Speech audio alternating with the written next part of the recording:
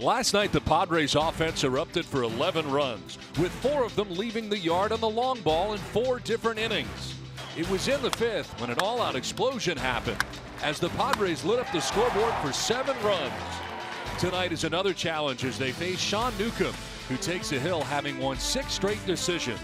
He'll definitely bring the heat. But the Friars are red hot themselves and look to go for 4 in a row. Braves, Padres, next.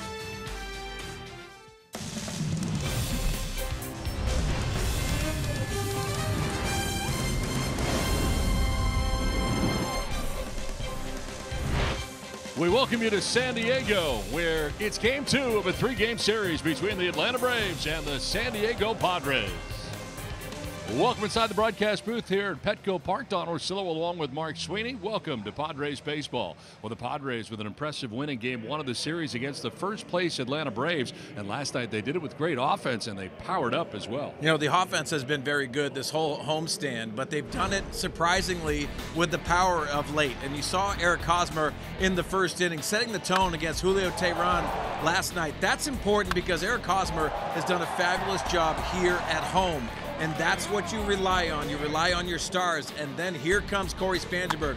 Been struggling with the fastball, gets this one high and tight, and he ends up hitting it out of the yard. Rafi Lopez putting in so much offense, but he continues to swing a hot bat of late as well. But 4 solo shots, which was pretty important last night for this offense. 13 hits, 11 runs. That's the formula to win a lot of ball games. Yeah, the offense was very good, and tonight they'll have to do it against a good pitcher. Sean Newcomb on the mound tonight for the Braves, going up against Jordan Lyles, a very good pitching matchup. Arguably the best starter for the Braves and most consistent is Sean Newcomb. It has a fastball and changeup, also a curveball. And Jordan Lyles has really been a nice surprise for the Padres out of the bullpen and now getting his chance to start again. Should be a good one tonight in the middle game of the 3-game series. Well, coming up, it's been fun to watch Eric Hosmer and Franbel Reyes hit and celebrate afterwards. We'll hear from hitting coach Matt Stairs next on the Dynamic Combo.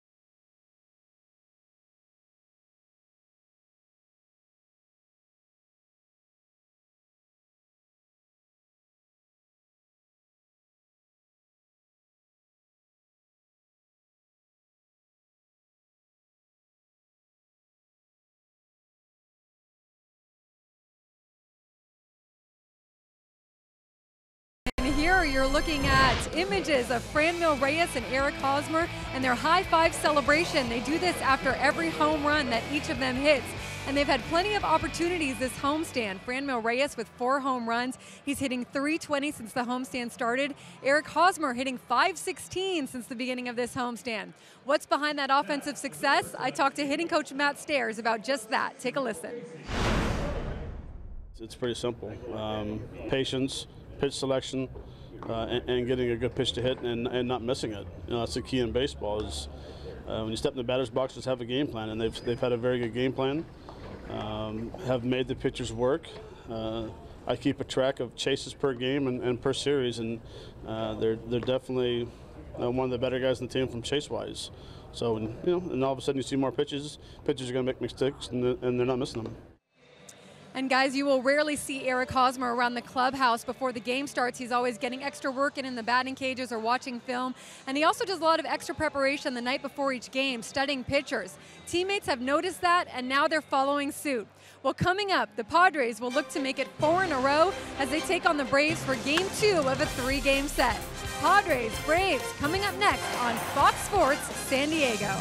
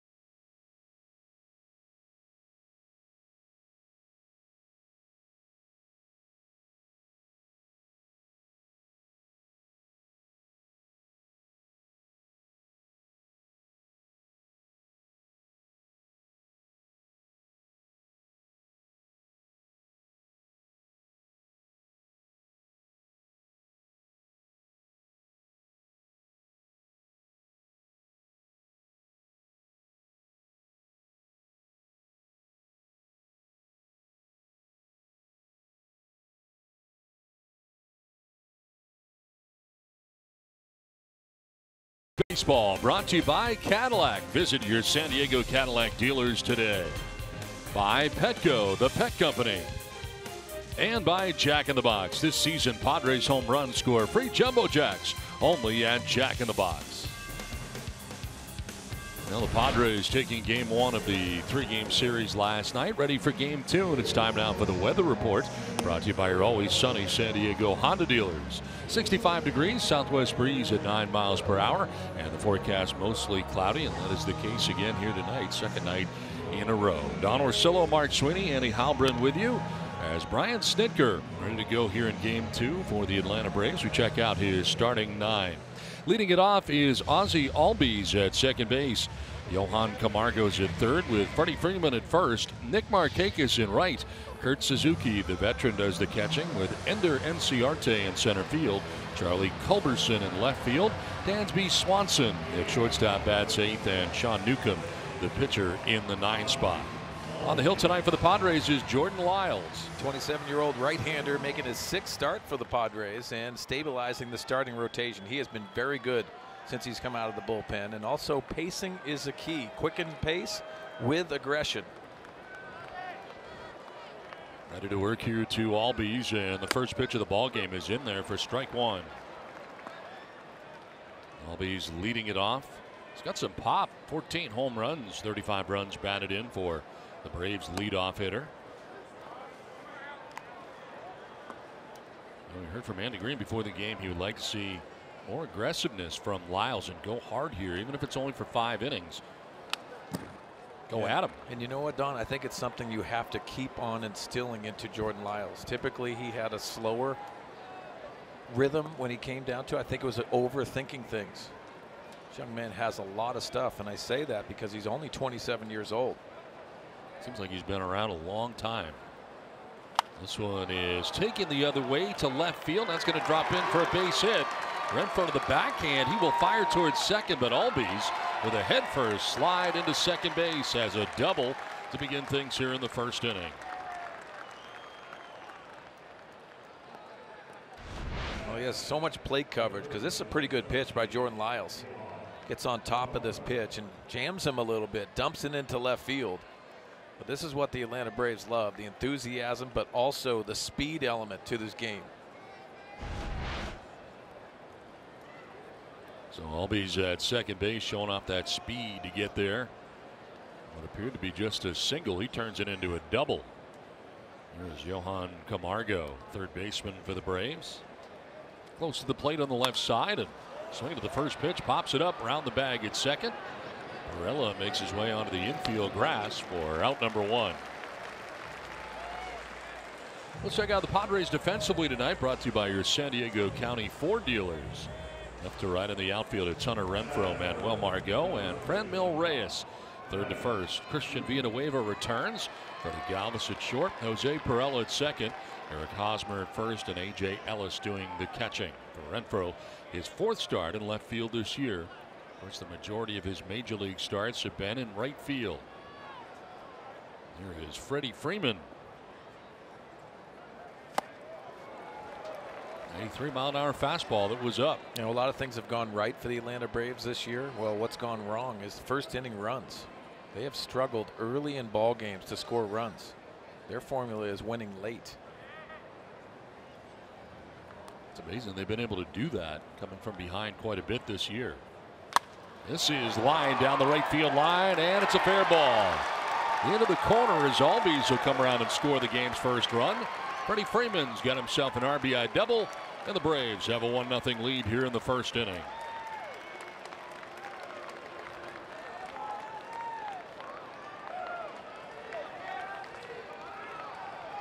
Well, it always helps to have that leadoff double. Gives yourself opportunity to score runs, and Freddie Freeman has been pounding the baseball to all fields. You have to crowd him because he hits the ball to left center so well. But he's handling everything this year and also healthy. He was stymied last night, saw an end to his 16-game hitting streak last night. Back to starting a new one here tonight with an RBI double. In his first plate appearance, and it brings up Nick Markakis.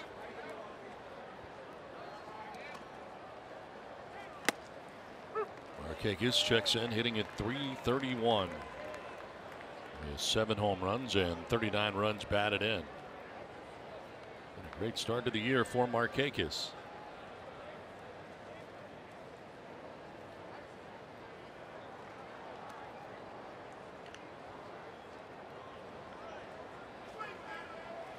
On the ground towards shortstop, Galvis will go to first base.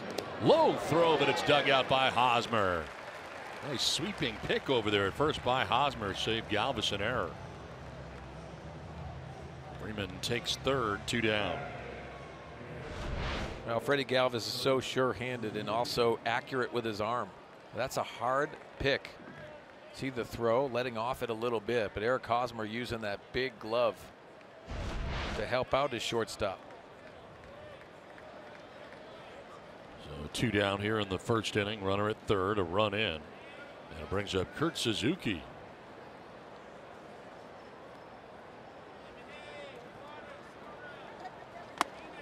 Pitch in at 93.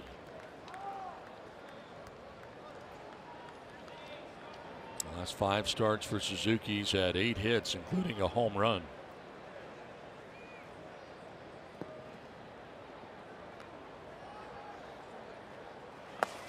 34-year-old veteran. And in the count, 2-0. Had a really good start to the season. Backup catcher typically, but was thrust into a little bit more starts than he probably expected at the beginning of the year. The Atlanta Braves got off to a hot start. Already got a run in, and Freddie Freeman at third base.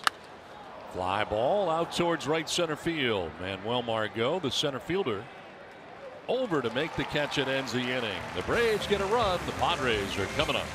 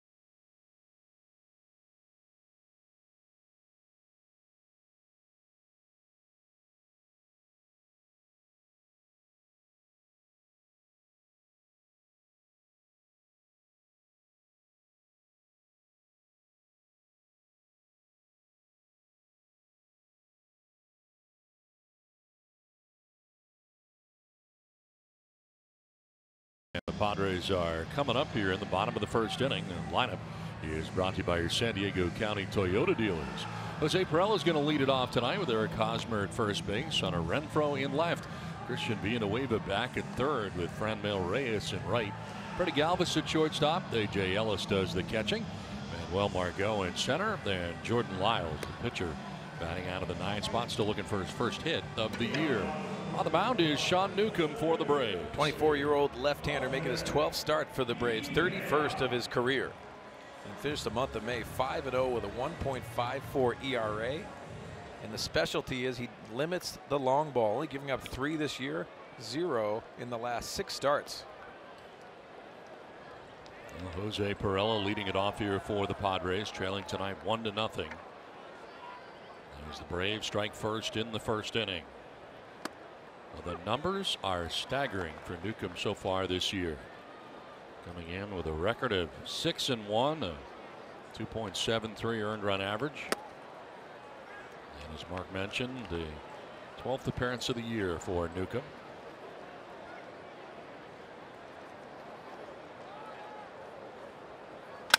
On the ground towards shortstop, and Dansby Swanson throws out Perella, 1 down.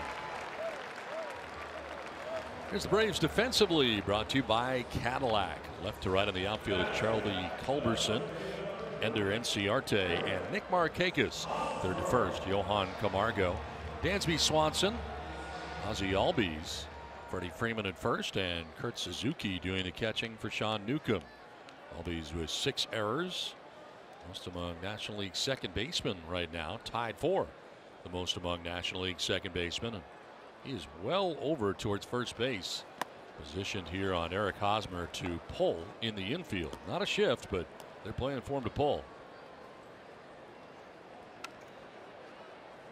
Hosmer batting out of the 2 spot at 293 coming in. Had a fantastic night last night in game 1 of the series. Went 2 for 4 with a double, a home run, 3 RBIs. Also walked in the game. Scored a couple of runs. Big hack there, and he's down 1-2. Well, more importantly, you had him and picked the stick. I did. That always helps. Yeah, I was a big fan of the things he was able to do last night. Very rare that I get into double figures in points. I thought it was odd because he hit that first inning home run. You stood up and cheered like it was a game winner. There is no cheering in the press box, and yet I was. It's been a tough season for the defending champ, you know. Oh, talk about tough. Trying to get the gnome back to the Nado. I can't blame you. 2-2 pitch. And that's elevated. Full count. Newcomb operating at 95 miles an hour. You know, when you have that velocity of the fastball, you can really be aggressive with it. Different shapes. He'll two-seam it a little bit. But you can see the aggression early, trying to hold back that changeup. In the air to left center field. Enciarte drifting back shy of the track for out number 2 of the inning. Let's take a look at the keys to the game, brought to you by your San Diego Honda dealers. Well, we touched on Sean Newcomb. He limits the home run ball, but he'd be willing to walk some guys. 30 walks in just over 60 innings. So the Padres have to be willing to do that and aggressive on the base pass. You're going to have to take some chances because he has been very good to try to disrupt Sean Newcomb, get him out of his element. Well, 2 down here in the first inning brings up Hunter Renfroe.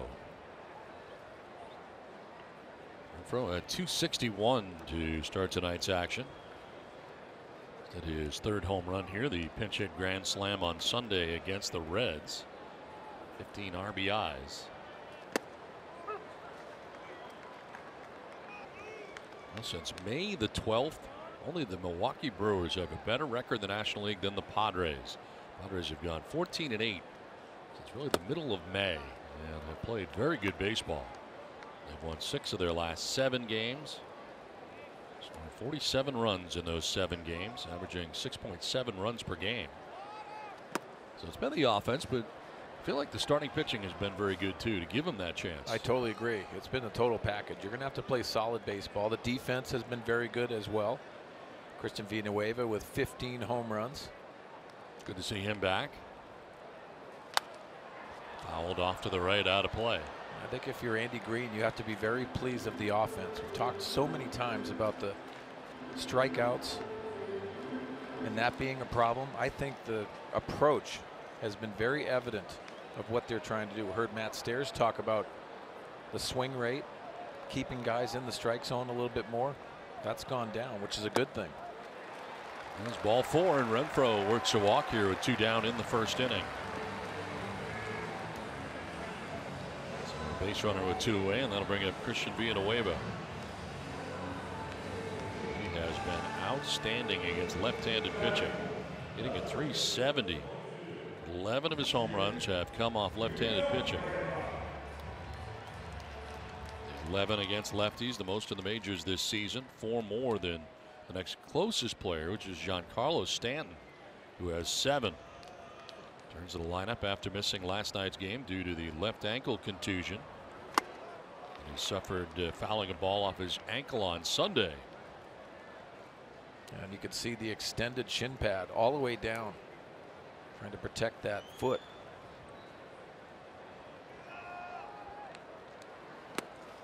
We had a shin pad on before, but it wasn't extended down to that ankle area, even the foot area. Sometimes those are bulky to hit in. That's a reason why a lot of guys don't use them.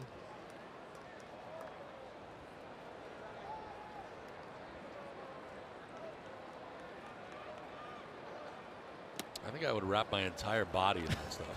Well, especially with Mark Grant peppering you with baseballs. I wouldn't worry about how cumbersome it is, you know, and how heavy it might be. It wouldn't bother me. I'd want to be fully protected. Fully armored. Yes. Popped up and in foul ground. Kurt Suzuki's coming back, and he'll have a play right at the screen, able to make the catch in foul ground. The Braves have a 1-0 lead after 1.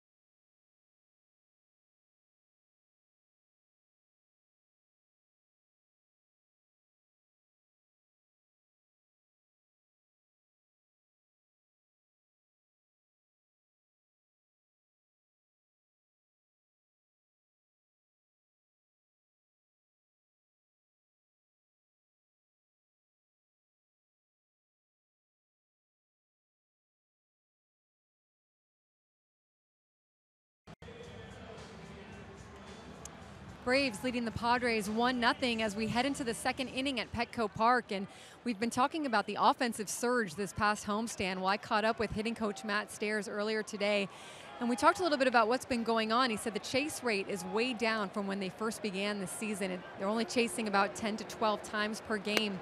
He also said that assistant hitting coach Johnny Washington has really been working with the guys on mechanics, and Stairs has been focusing a lot on the mental side of the game. In his 19-year career in the big leagues, he remembers going 0-32 one season, so he knows what that's like, and he doesn't want guys getting down on themselves.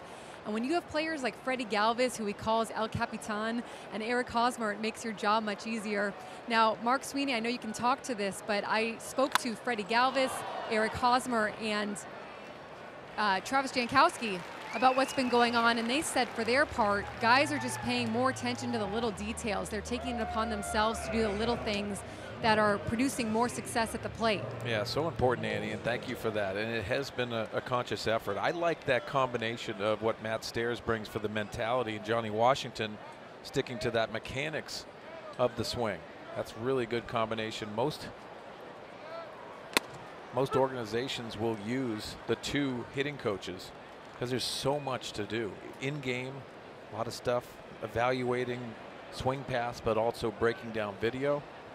This offense has made a conscious effort of improving, and they have done that, especially this homestand. I think it's one of the toughest jobs you can have in baseball, because there is never going to be a time where you get all 9 guys going well. There's always going to be somebody that you leave the park that night after the game worried about the next day. Yeah, a lot of sleepless nights, and you think about it exactly that, and most times you're the excuse. And whether you're a crutch or excuse or whatever you are, it's difficult to handle, because it's not necessarily, you're not in the batter's box with them, but you have to give them information, and sometimes too much information clogs these guys' minds. And that's a very slippery slope. Especially when you're dealing with as many young players as they are on this team. Yeah, because they're learning at the big league level. Sometimes you're expected to be refined when you get to the big league level. Not these days. You have an opportunity to get on to more opportunities in front of you, starting, the struggles that go on. But that's a challenging job description. Charlie Culberson batting here in a full count to him with 1 out in the second inning. Turn throw gets away, but Freddie Galvis back there to grab it. Back-to-back starts here for Culberson after his walk-off home run on Sunday in Atlanta before the Braves started this trip, and Brian Snitker has rewarded him with back-to-back starts. Dansby Swanson, the shortstop, waiting on deck. And a foul down the right field line, out of play. Yeah, we've seen Culberson go the other way. Obviously, we've touched on his home run power and his heroics. He's had a conscious effort, that right field approach.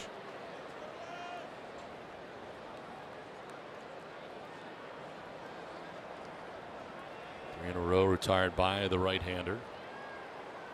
And he went around to strike out, did Culberson. That's the first strikeout for Jordan Lyles of the night. 2 down. Well, it's a strikeout, and it's his first for Jordan Lyles, but watch the pick on the back end by A.J. Ellis. He picks it, it's in the dirt, applies the tag. That's a pretty nasty pitch. Yeah, that's been the improvement for me, is the conviction on the curveball. Now 2 down here in the second inning. Dansby Swanson, the batter.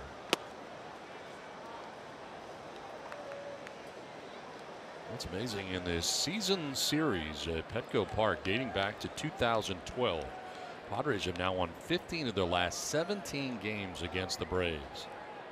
Since August of 2012, just for whatever reason, there have been good Braves teams that have come in. There have been bad Braves teams that have come in. And in this case, a very good Braves team coming in, but Padres have dominated them for whatever reason. Yeah, and there's some teams that you just play better at. You feel more comfortable. It's not who you play, it's when you play them. That's the phrase that you always hear around baseball. But for the Padres to play better at home, but also you have to try to win series.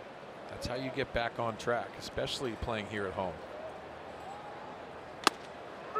Strike called, and it's 3-1. Went to the fastball, grabbed the inside corner.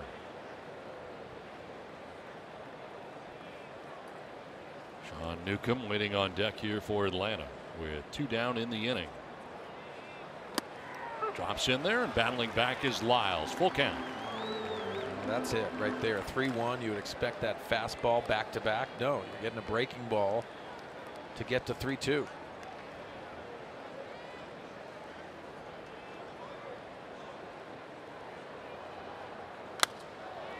In the air, foul ground. Hosmer will go as far as he can, but he will not have a play. No chance here for Swanson. No chance for Eric Hosmer.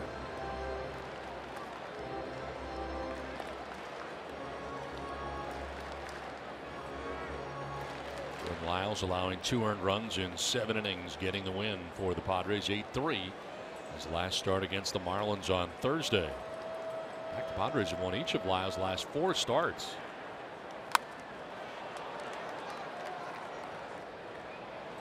He's also pitched well at home. 2-1 with a nifty 1.40 earned run average in 3 starts here at Petco Park. A pitch of this at bat coming up. Dansby Swanson batting out of the 8th spot. Battling here with 2 down. And the base is empty in the Atlanta 2nd inning. That is ball 4. It didn't go. They check with first base umpire Nick Lentz. So a 2-out base on balls, and yeah, that was pretty close, but I think he held up. But still a very good executed breaking ball. That's the location that he wanted. 2 down, runner at first. Sean Newcomb, the batter and pitcher. So far 2 for 17 at the plate this year.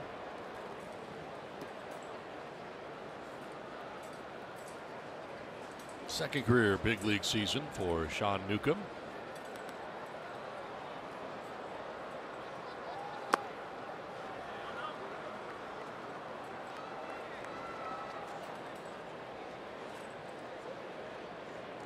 Born in Brockton, Massachusetts, resides in Randolph, Massachusetts. Yeah, Randolph over there. What's your hometown again? Holliston. Were you born in Holliston? Born in Framingham. Framingham. It was wicked awesome up there. Cold, but awesome. On the ground towards short. Galvis will go to first and end the inning. 1-0 Atlanta through an inning and a half.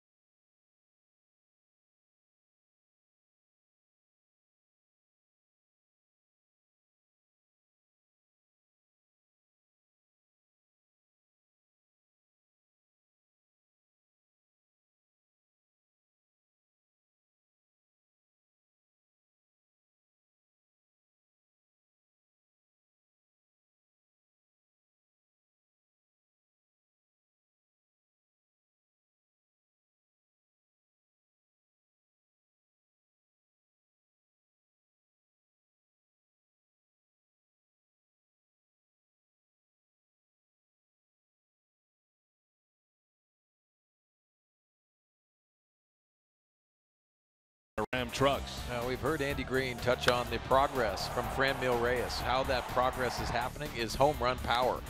So in the minor leagues for 14 home runs. You're wondering if that transfers up at the big league level. Well, it has. He has slowed the game down, continues to improve on that chase rate, and he continues to pound the baseball when he does that. Mil Reyes has shown very well at the big league level. He's going to lead it off here in the bottom of the second inning. Followed by Freddie Galvis and A.J. Ellis. Sean Newcomb through 19 first inning pitches. 2-out walk to Hunter Renfroe, but then again being away but a foul out, and that ended the inning for the Padres, who trail 1-0 as they come to bat here in the second inning.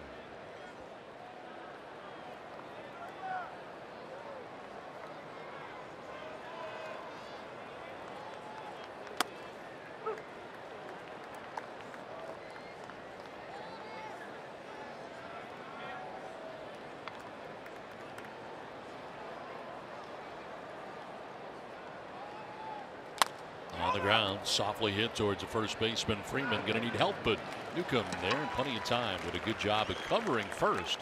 And Reyes retired 3-1 for the first out of the second inning. Well, the Braves needing some length from Newcomb, with their bullpen having thrown 14 innings in the last 3 games. And Gohara, who we saw last night, threw 31 pitches. Moylan threw 24. And 16 pitches on Monday. Could be unavailable for tonight's game, so a couple guys probably down for the Braves. They would like to see Newcomb go deeply into this game. Now the important thing is they also have an off day on Thursday, so that's really the challenge for Brian Snitker and trying to manipulate the innings. Chuck Hernandez, the pitching coach. If anybody's going to do it, it's this guy. He has been terrific. 5-0 with a 1.54 earned run average in his last 6 starts. Last 37 innings, he's not allowed a home run.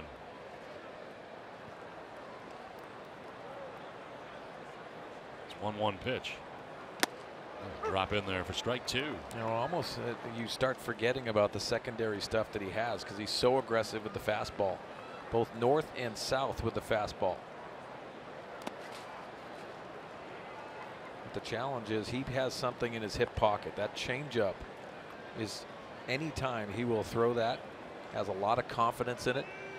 Been super aggressive with the fastball. Asking for the fastball up here. Galvis not chasing, full count.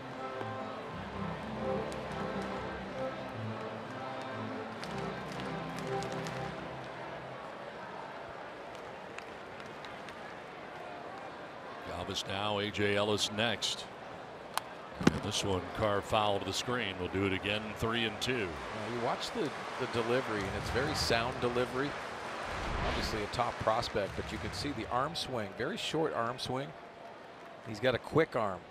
That's the reason why, if he can maintain that, that's what makes it difficult for the changeup. Flared to left, Swanson out, Culberson in, but it's going to fall in between them. Freddie Galvis with a 1-out single here in the second inning. First base hit of the night for the Padres. Not hit hard, but placed well into shallow left field. Well, you can see aggressive with the fastball. This jams Freddie, but he dumps it into left field. 3-2 count. It's got to feel good as a hitter, struggling with that fastball velocity at the top of the zone. 1 out, 1 on for A.J. Ellis. AJ's been terrific at the plate. It amazes me because of his timing, the fact that he hasn't had a whole bunch of playing time, but somehow continues to have good timing at the plate, hitting at 297. Yeah, simple approach, but also stays short to the baseball. What makes him very interesting hitter is he continues to see the ball and lets it get deep. So many times we're talking about launch angle and guys catching it out front. It exposes you to a lot of breaking ball stuff.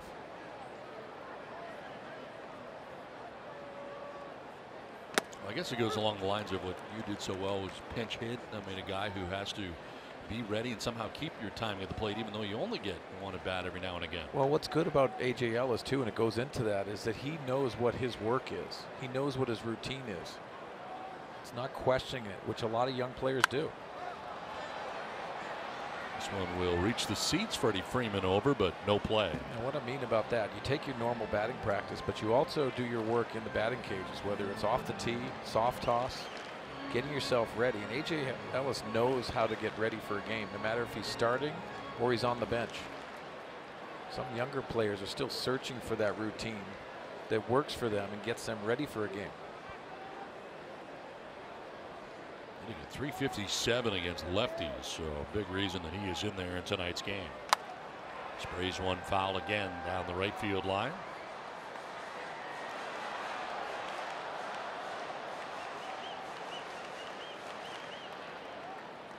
Well, the catchers have done a nice job. Well, Austin Hedges has been away. Of course, Rafi Lopez with a home run last night, one of the 4 home runs the Padres hit. Good AB here, and it's a full count. See Austin Hedges continuing to work his way back to the active roster. Rafi Lopez getting the 3 hits last night with that home run.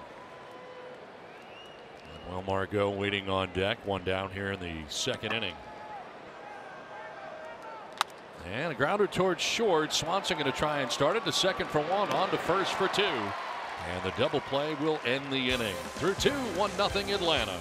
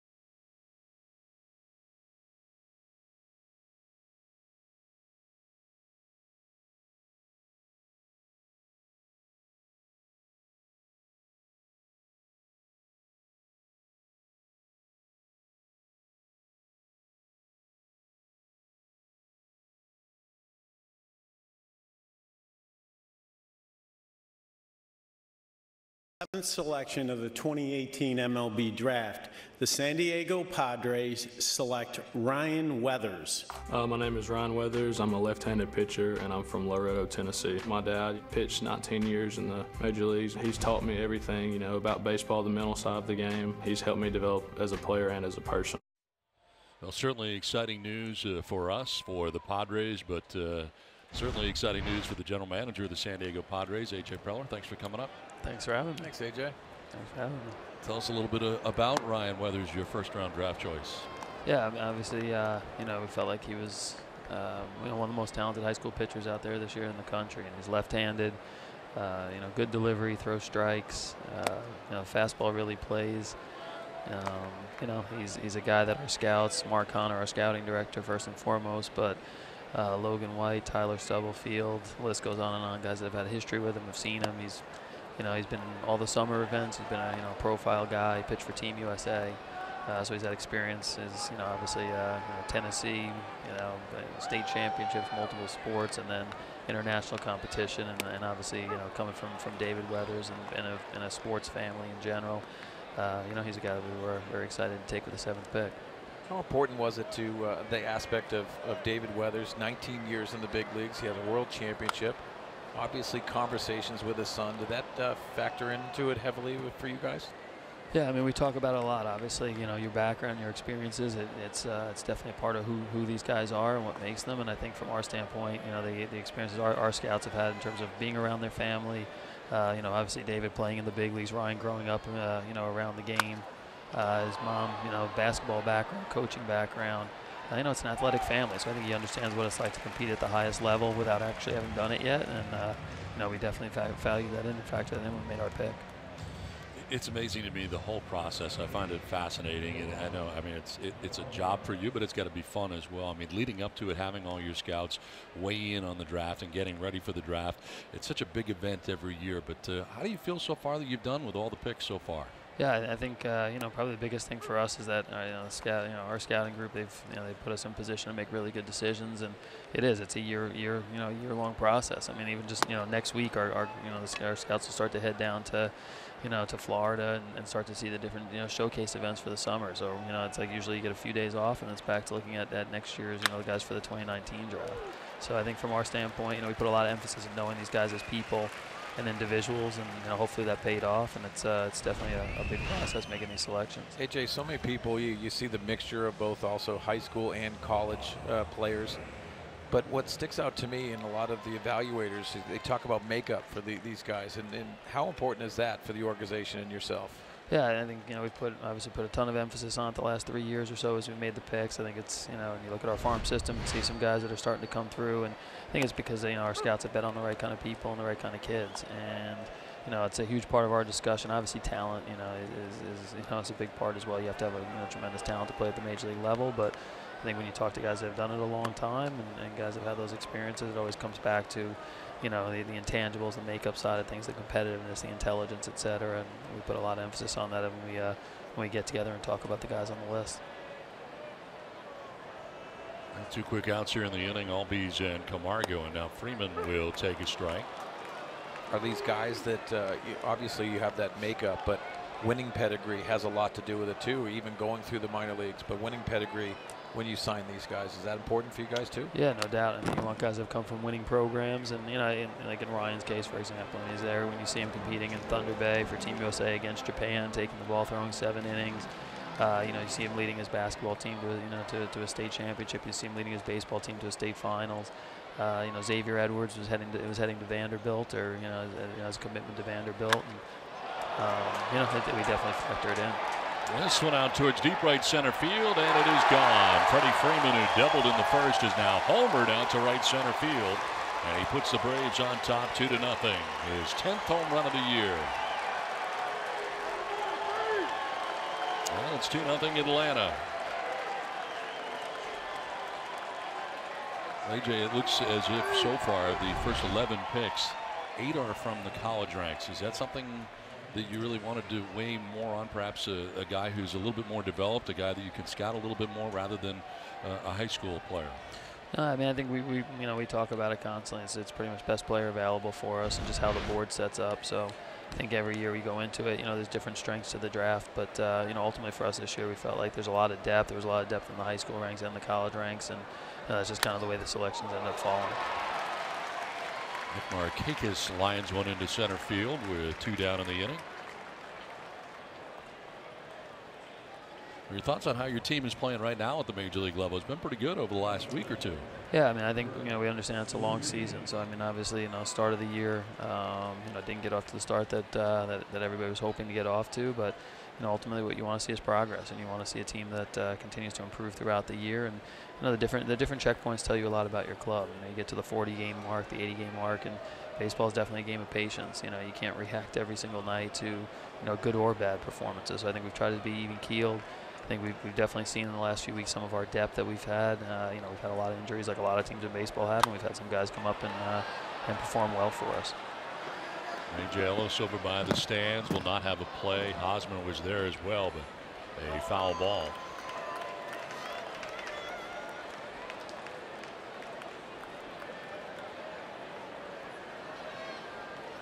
I'll ask about your next pick. Xavier Edwards, shortstop. What can you tell us about him?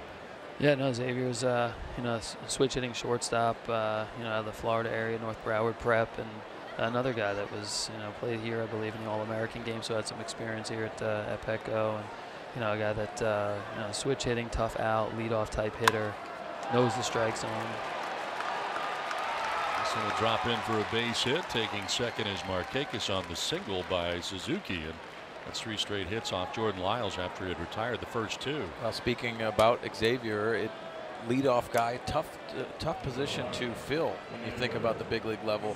Would that go into the equation? Yeah, for sure. I think that's when you talk about a guy that we think has a chance to hit at the top of the order, and be a dynamic player and be a table setter and a guy that can defend up the middle of the field, shortstop, second base.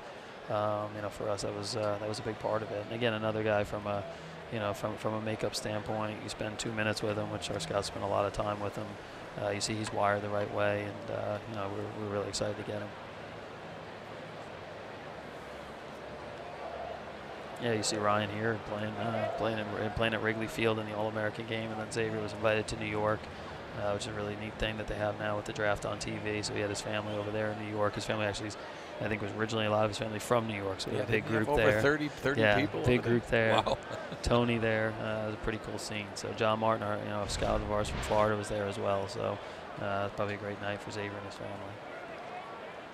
2 down in the inning, 2 on, and Ender Inciarte fouls it off to the left. You know, I think it's an opportunity, and you know, AJ, your staff works tirelessly through this draft, and it's from day one, right after this draft, they're going to the next one. How proud are you for all the work that they put in? Yeah, that's it. I mean, that's the fun part, is like, you know, being able to sit back and watch the group, and you know, it's really a team effort. You go up there and you know, you have all different opinions, and guys that have they've worked really hard all year, driven a ton of miles, gotten on a ton of planes, spent a lot of time away from their family, and you know, see it come together and make some good selections, and that's the best part of it, honestly. Well, AJ, congratulations on what's been a very good draft for you. Thanks for joining us. Appreciate it. Thanks, Tom. Congrats, AJ. Thanks for the time. Appreciate it. 2-0 Braves.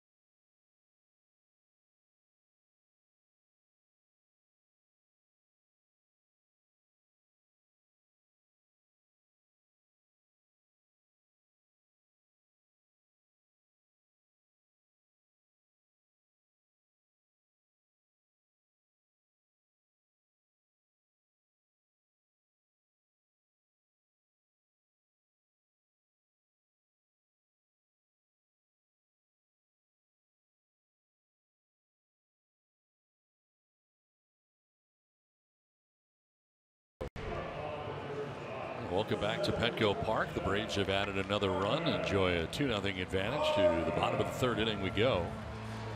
And it'll be Manuel Margot, Jordan Lyles, and Jose Perella coming up. 8, 9, and 1 for the Padres.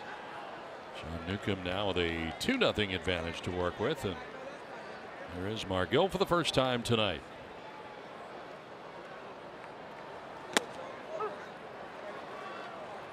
Margot did not play in the first game of this series last night. Walked 3 times on Sunday in the finale against the Cincinnati Reds. Quickly down here, 0-2.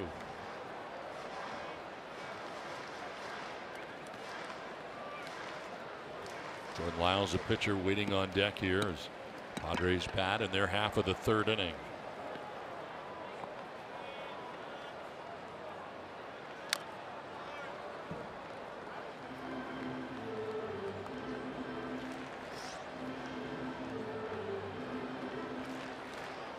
Newcomb coming in with a record of 6-1 individually.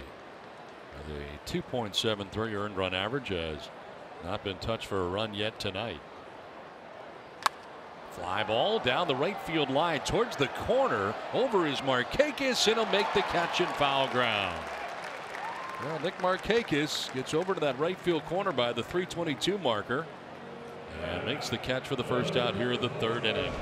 That ball stayed up a long time. Gave Markakis enough time to go down there. Shortens up in right field down there. Makes an easy catch. So Margot had gotten down 0-2, ends up fouling out. And it brings up Jordan Lyles. So looking for that first hit of the year. Comes into this plate appearance 0 for 9 on the year. A 127 hitter in his career. Does have an RBI in the season.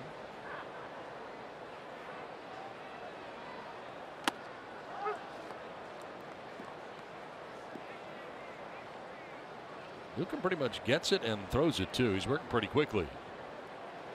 And I always say it too. It makes the hitter uncomfortable when you have to be in the box and he's setting the tone. You also want to slow him down. That's what Jordan Lyles has done as well. All forward, he walks the opposing pitcher. So that's the second walk given up by Newcomb in his outing. And it's Jordan Lyles with one out here in the third inning. It's time now for our Valley View Casino trivia question. Here's your answers by the end of the inning using hashtag Valley View Trivia. Question is, how many father-son combinations have played in the majors? Whew. Seems like quite a few. I mean, right from the top of the head, Boone's, Griffey's. I'm sure there's quite a few. Wins? No question. Now, of course, Ryan Weathers, his dad David Weathers, a teammate of yours with the Cincinnati Reds, comes into play here. Yeah, I'm so excited for David Weathers, obviously, with his son going first-round pick. What is it about sons making it after their dad's been there? Having seen what it's like, what they have to do to get there? I mean, or is it just good pedigree? I mean, you know, and this is what sticks out in my mind, because I had conversations when I was working with the Dodgers with Scott Van Slyke, Andy Van Slyke's son. And I said, Scott, how was it? Was it fun to just be around the game of baseball all the time? He said, you know what? I was around my mom all the time. I wasn't afforded to go to the field as much. Lined into center field and a ringing single to center for Perella as Jordan Lyles takes second base.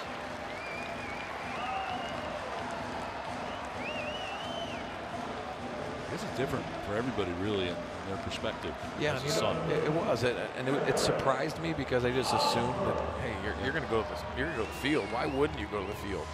Well, different ages. Maybe Andy Van Slyke wasn't afforded to bring his kid to the field. Some guys would look at it as a workplace and no, this is my time. But it was interesting, and I'm sure more guys get the opportunity to go. We see family members all the time here, which I think is important growing up in this game. Eric Hosmer batting with one down, takes ball one. But I know David Weathers, in being around him, it wasn't necessarily pounding baseball into it, because you heard A.J. Preller talk about it. Very successful basketball player. A lot of the guys want to try to persuade guys away from baseball to be able to incorporate you as an athlete, and that's exactly what they're getting in Weathers, is because he's a basketball player and a baseball player. Having that balance is pretty important. This is sharply hit, but right to the defense, and it will turn into a double play. They were aligned perfectly as it turned out. Normally that would have been a base hit, but instead a 6-3 DP. 2-0 Braves.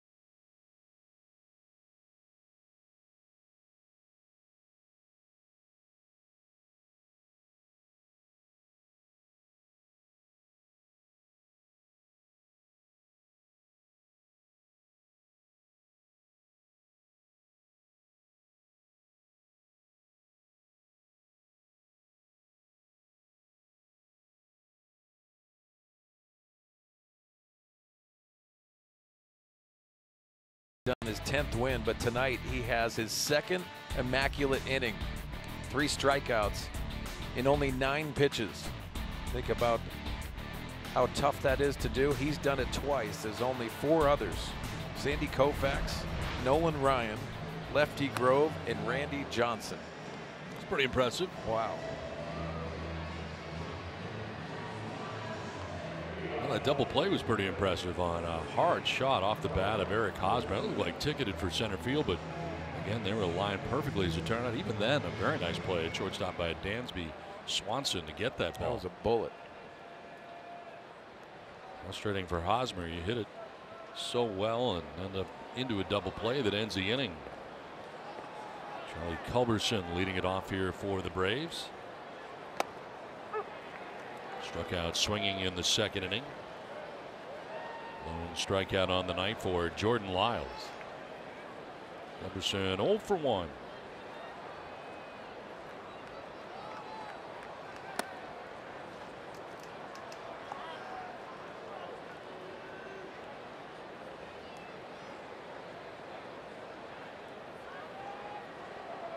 Atlanta with a run in the first, a run in the third.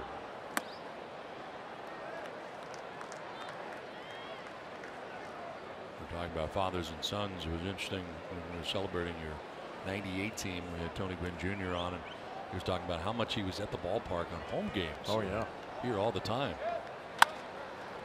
Left side and out of the reach. Freddie Galvis into left field for a base hit. Charlie Culberson with a single to begin things here in the 4th inning. You know, it's so important that back in the day it was always, hey, if you win, let the kids come down. If you lose, it's time to stay out. Respect to the the privacy and what these guys are thinking. But for Tony Gwynn and Tony Gwynn Jr., that was a way of life. And always Jr. talked about the rides home, which I thought was so interesting.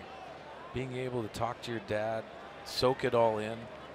It puts you at such a different level of experience because you're not surprised of anything. It's obviously Anthony being around him. We loved having him in the locker room.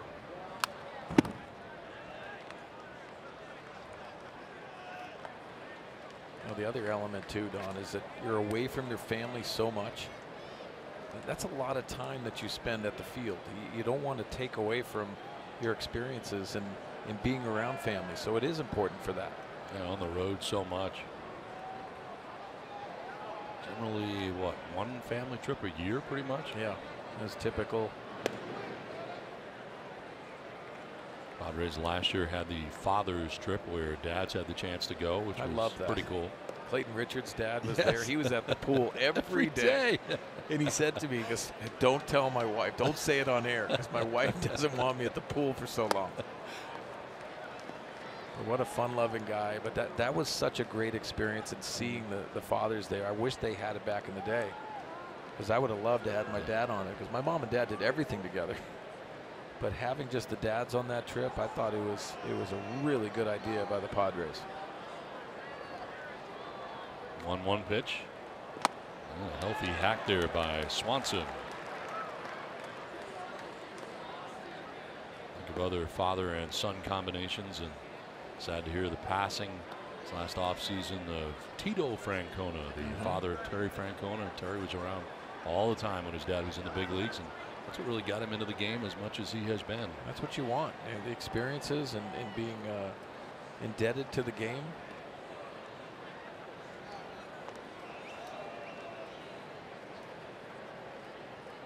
I just kind of feel like guys whose dads are in the big leagues have kind of a leg up on what to expect. They do, and there's a certain calmness about them.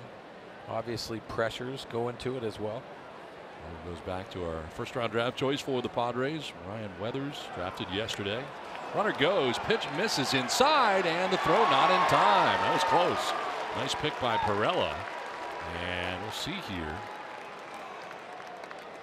A.J. Ellis was seeing whether or not he was swinging at that pitch. He checked with the first base umpire, Nick Lentz. He said no. There were 2 elements here. I thought he swung, and he did, and he checked. Then he fell off, which was pretty important because so many times that ball you can fall towards the plate. I Everything works against the Padres there. No swing, and he is safe at second base. And a tough ball to pick, and also tagged by Perella. Stolen base for Charlie Culberson.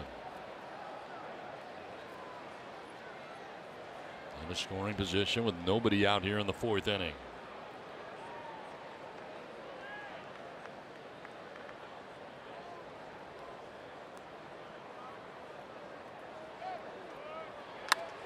Fouled off down the right field line, out of play, and it hangs at 2-2.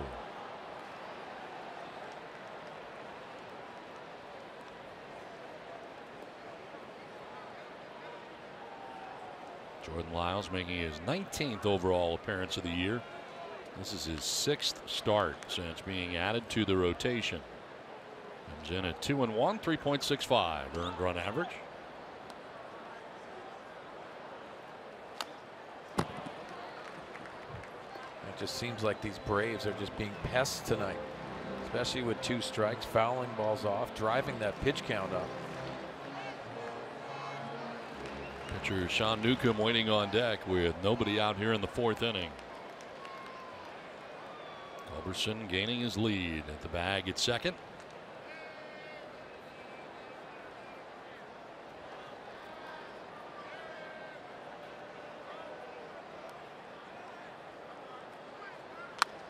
Fouled off again. 94-mile-an-hour fastball fouled off to the right. 8th pitch of the at bat coming up here for Dansby Swanson. When you see a lot of pitches, your confidence rises. He's been beat by a lot of pitches, but he's fouled a lot of them off. See if Jordan goes back to that breaking ball.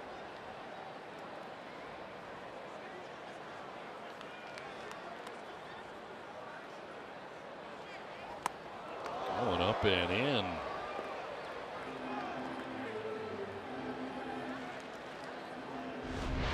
No, it's the changeup, just gets away from him. See it almost coming out of his hands. Lucky it didn't hit Swanson. So full count now with Culberson at second base. Nobody out here in the fourth inning. Secondary signs here. The runner in scoring position at second base, and going through all of them there was A.J. Ellis, both with the touch.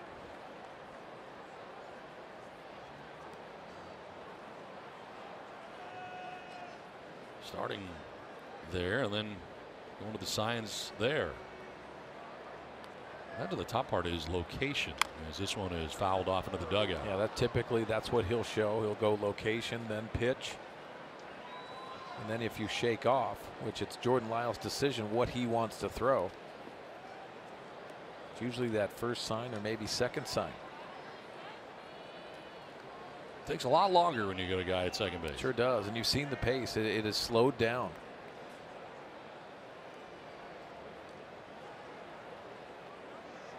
Especially if he doesn't want to throw it, you put down. Fouled off down the right field line, out of play. Battle continues. 11th pitch of the at bat coming up here for Dansby Swanson. Yeah, his first plate appearance, it was a 3-2 breaking ball that he walked on.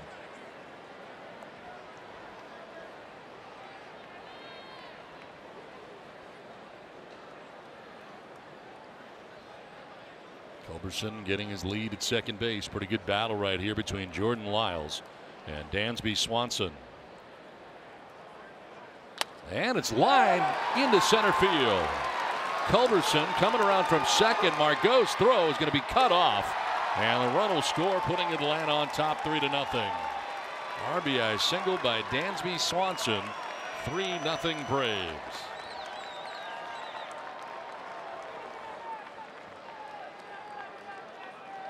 Well, what an at bat by Dansby Swanson.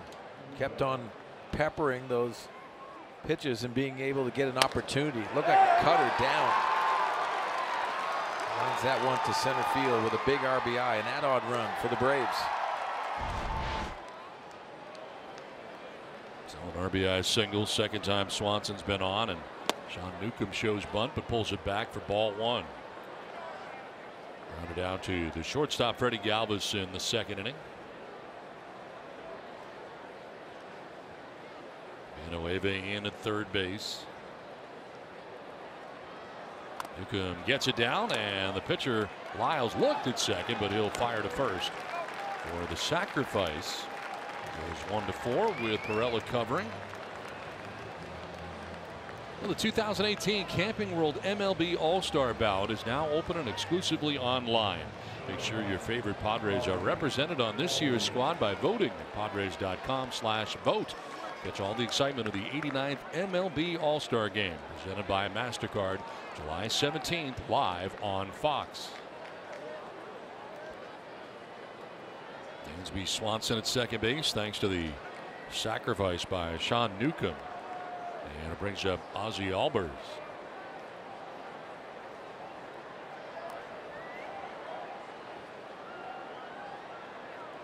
Spiraling off the backside is Lyles, no throw.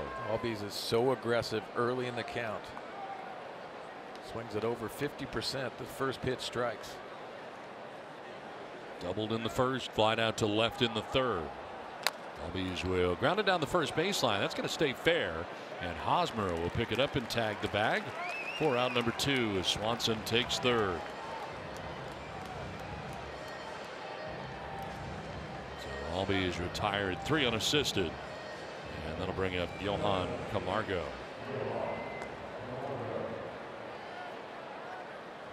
70 pitches now in the game here for Lyles, working with 2 outs in the 4th inning. On a night where they would like Lyles to go as deeply as he possibly can in the game. The reason being, tomorrow is a bullpen game for the Padres. Yeah, so they will extend him. Remember, there's an off day on Thursday. Andy Green and Darren Balsley trying to script the rest of this game. That's when it gets dicey. Typically, you'll make a pitching change right around 100 pitches. Well, he has been ahead. First pitch strikes to 16 of 20 so far in his outing. Now the challenging thing is Jordan Lyles has only gone over 100 pitches only once. That was his last start against Miami. 106 pitches that night. On the ground down the first baseline, that'll stay fair too, and Hosmer will tag the bag to end the inning. Another run for the Braves. They lead it 3-0.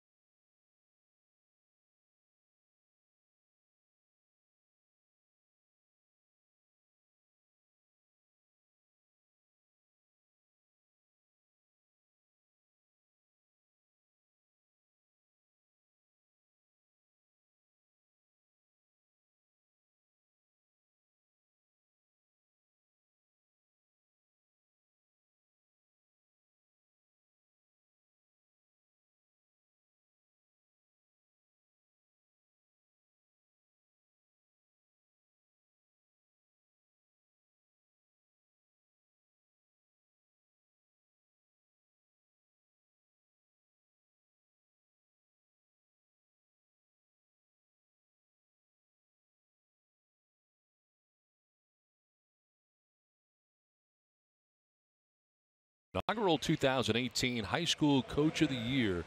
For the past 10 weeks, this program has recognized one local high school baseball or softball coach making a positive impact in the lives of their players. Who will be selected? Find out tomorrow during the Padres game on Fox Sports San Diego.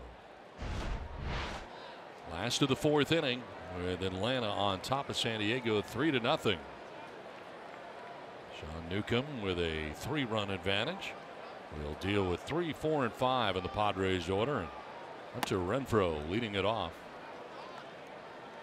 Hunter walked in the first. One of 2 base on balls handed out by Sean Newcomb in his outing. Yeah, those numbers are going up. Hunter has had the ability to let the ball travel a little bit more. Also, 2-strike hittings come into play. And the big grand slam against the Reds.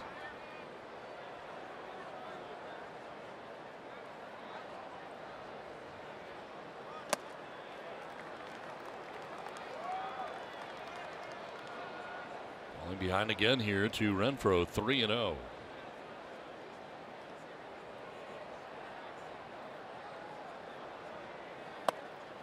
Taken all the way, and he takes ball 4. Second time that Renfroe has walked.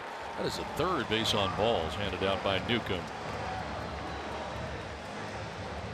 Time for the Kia drive to success. Highest strikeout per 9 on the road. Sean Newcomb on a very exclusive list, and it also includes Padres pitcher Tyson Ross. Well, you have to have an out pitch. I think a lot of it has to do with the changeup for Sean Newcomb. We haven't seen too many tonight. There shouldn't be Villanueva. Fouled out his first time up. Getting his second look at Newcomb here, second time through.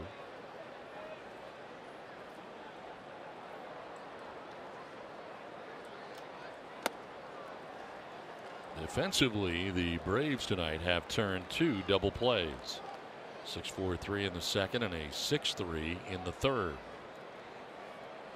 Talked about all the success that Villanueva's had against left-handed pitching. This one is foul outside of third. Now you make a mistake down in the strike zone, and Christian Villanueva is going to make you pay. There's a lot of plate coverage down in the strike zone, even off the plate.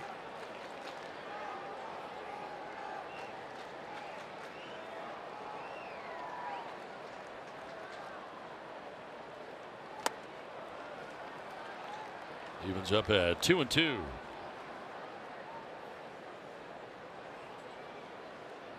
Padres trying to make Newcomb pay here for a leadoff walk in the 4th inning. And that's strike 3 over the outside corner. Close pitch, and Villanueva didn't like it. Takes with him the first strikeout of the night for Sean Newcomb. 1 down. I think he has a gripe too. Looks like it's out off the plate. Kurt Suzuki pulling this back into the strike zone.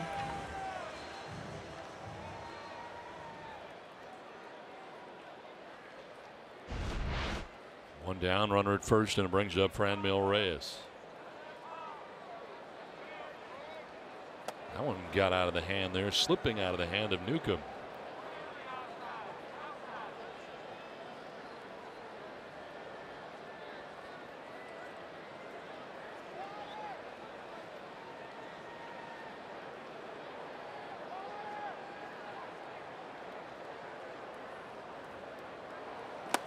Look out, bat goes flying above the Braves dugout. And off the protective screening above the dugout, but that scattered him in the dugout. Yeah, our good friend Eric Young, he took off. This bat goes flying and hits the net. It is so good to see that netting there now. Sure is. There's EY. Ends up in the dugout.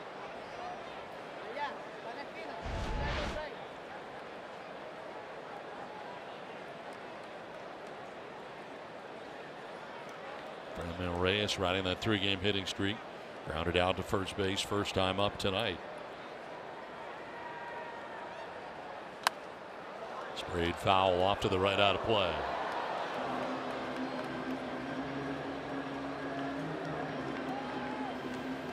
Leadoff walk by Hunter Renfroe. Christian Villanueva struck out looking. Renfroe gains his lead at first. It's down here, 1-2.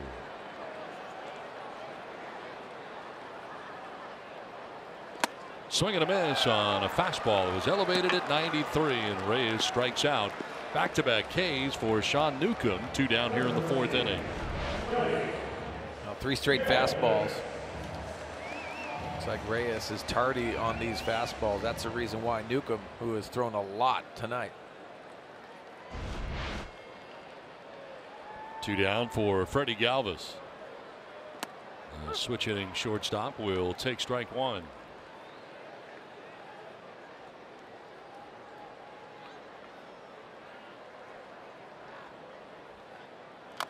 chopped off the plate, and that will go foul. Newcomb went racing after the pitcher. But a foul ball, and Yavis will have to come on back in the hole here. 0-2.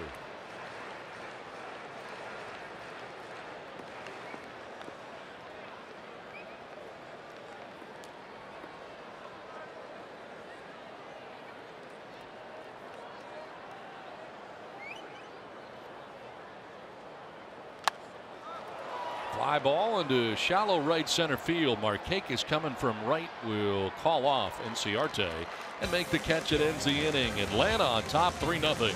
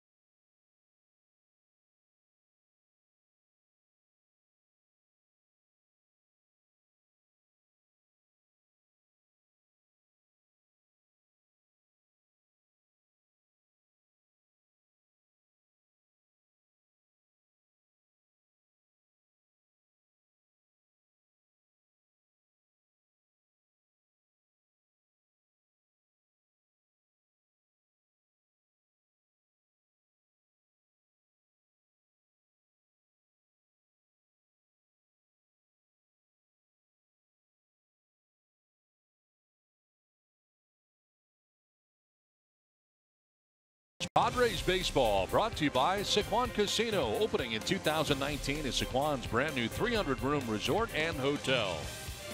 By Petco, the pet company. And by SeaWorld. Arctic is tonight's word of the game. Head to foxsportssandiego.com and click Ways to Win for your chance to win a SeaWorld Family 4-pack.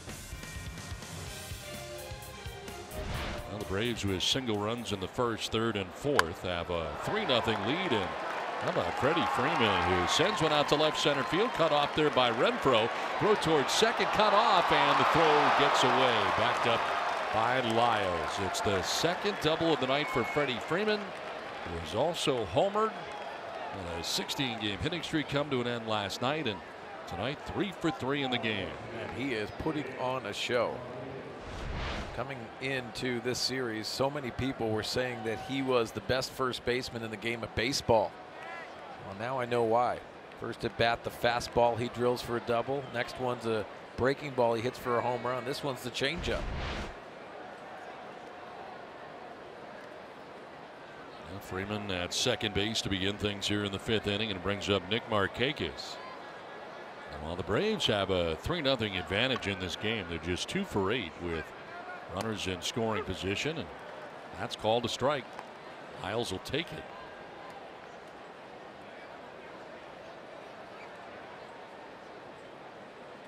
Markakis at .288 with runners in scoring position.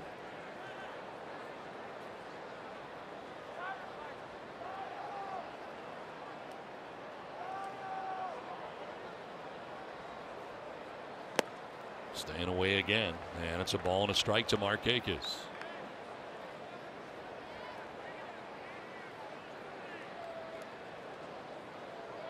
Leadoff double by Freddie Freeman.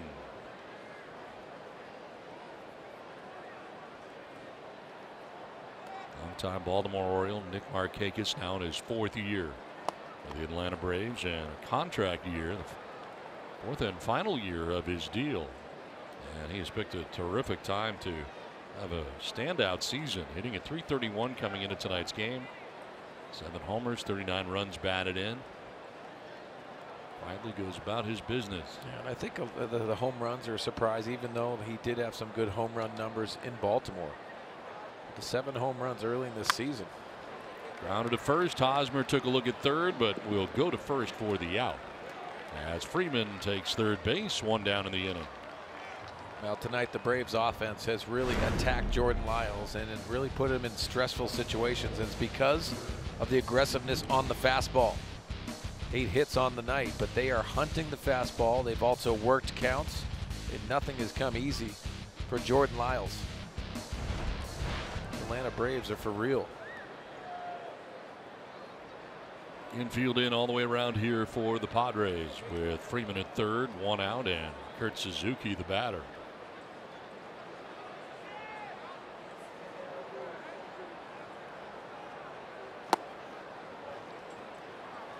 Suzuki fly to center in the first, single to center in the third, 1 for 2.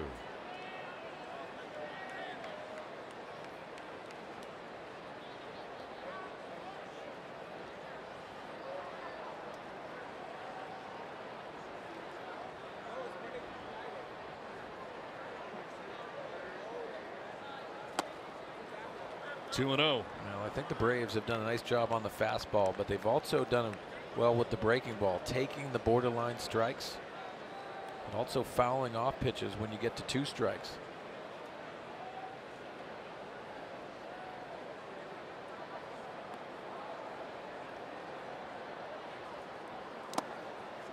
Bouncing in for ball 3.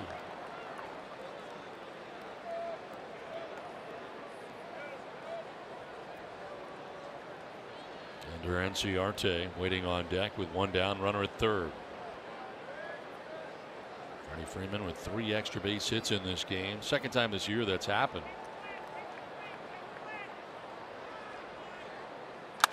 This is driven towards a gap in left center field. That'll get down and 1 hop the wall. From third, Freeman scores. To second base with an RBI double goes Kurt Suzuki, and the Braves take a 4-0 lead. That was a 3-0 pitch. So Suzuki had the green light and he drives in a run.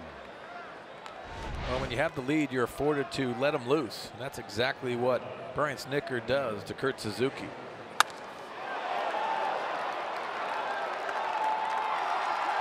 The Braves have continued to have a very good approach against Jordan Lyles. So 4-0 Atlanta.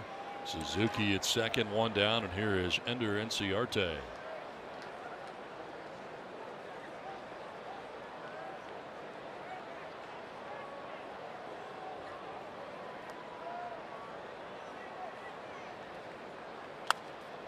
Enciarte 0 for 2. He is flying out to center and grounded back to the mound.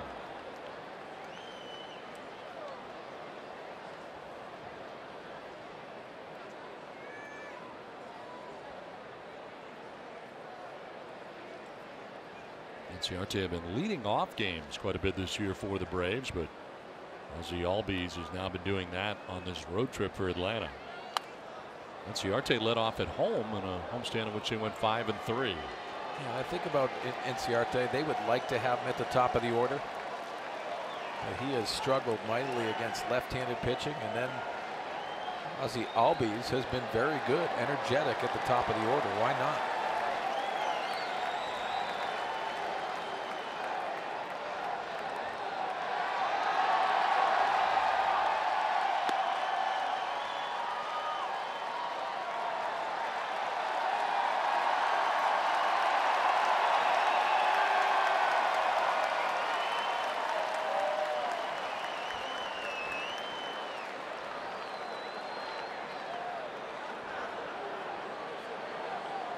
One-two pitch coming up.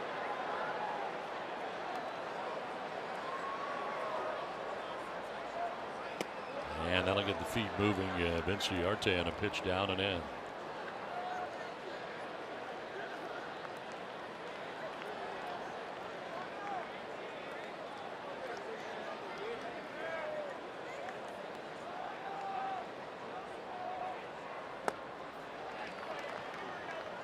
Jordan Lyles has allowed 9 hits. That's the most hits he's given up in any outing this year. The previous high for him had been 7. And 5 extra base hits tonight as well. Charlie Culberson waiting on deck. 1 down, runner at second, and a run in for the Braves here in the top of the 5th inning. High for ball 4, and he loses Inciarte. That's the second walk given up by Lyles. And Aaron Balsley on the phone. We will see our first action here shortly in the pen. This copyrighted telecast is presented by the authority of the San Diego Padres, may not be reproduced or retransmitted in any form. Accounts and descriptions of this game may not be disseminated without the express written consent of the San Diego Padres.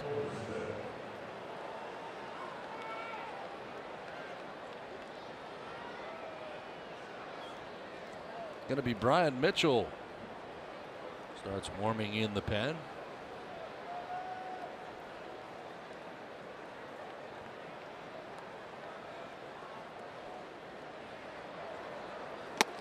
And there for strike 1 to Charlie Culberson. Culberson tonight has struck out swinging and singled to left, stolen a base, and scored a run. Making back-to-back starts in left field for Atlanta.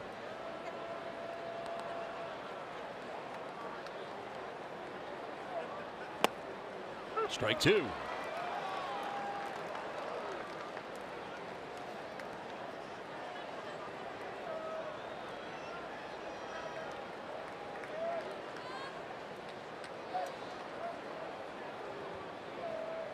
Suzuki at second, Inciarte at first, with 1 out in the inning.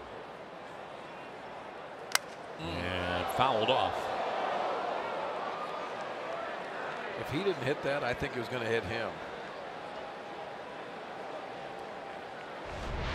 You take a look at this. It's a changeup. Wow. Really coming in. That would have. Yes, in the stomach.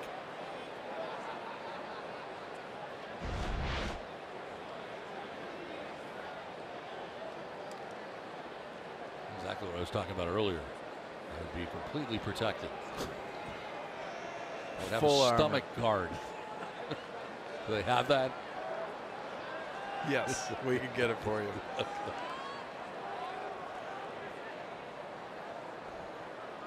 In my size? I think we should throw BP to you. No. Why not? In the dirt. You don't want to take BP? No, I've taken BP before, and it's not all it's cracked up to be. Everyone loves BP. Because there's a lot of guys that want to hit me. How about a pitching machine? Of those people who would throw, most of them want to hit me. How about a pitching machine? Especially the large gentleman in the booth next door. He would definitely would bury one of my ribs. He would smoke you. Oh, absolutely. I mean, he does all the time anyway. I want to see batting practice. The 1-2 pitch. On the ground, foul outside of third. We can set this up easily. Matt Balo and his staff. Yeah, you know people. The grounds crew. We can set this up. We'll script it. I don't think it's a good idea. I think a lot of the fans would love to see you take some hacks. There's a lot of stuff moving in different directions. I have a very complicated swing. We'll do tight shots. Oh, that'd be great. That's the in the dirt. It gets away, and the runners will move up. Suzuki to third, and Ciarte to second. And likely it'll be a wild pitch.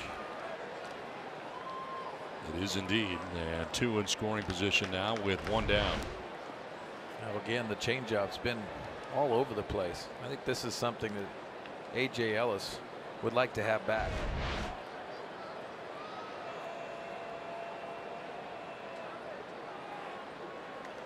Two and 2 to Culberson with the infield in now, all the way around for the Padres.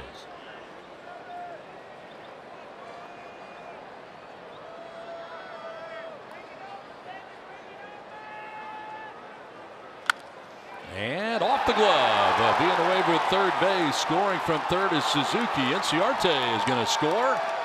And to second base goes Charlie Culberson. The Braves open things up on top now 6-0.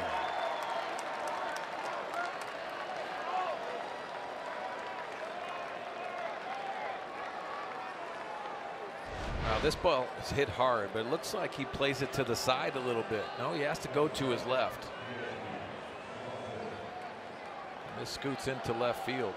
Reactionary position at third base. That lateral movement. They rule it a double and 2 RBIs for Charlie Culberson. who's now at second base. A 3-run top of the 5th inning so far for Atlanta. And here's Dansby Swanson. Andy Green would like to see Jordan Lyles get through this inning because he's going to be batting 3rd next inning. And whoever comes in next may want to go a while here. So see if he can get through this inning. Still just 1 out in the inning. Culberson at second base. 1-0. And a high drive to deep left field. Hunter Renfroe going back at the wall. That ball is gone. Home run. 2-run shot for Dansby Swanson. And the Braves take an 8-0 lead. For Swanson, his 6th home run of the year.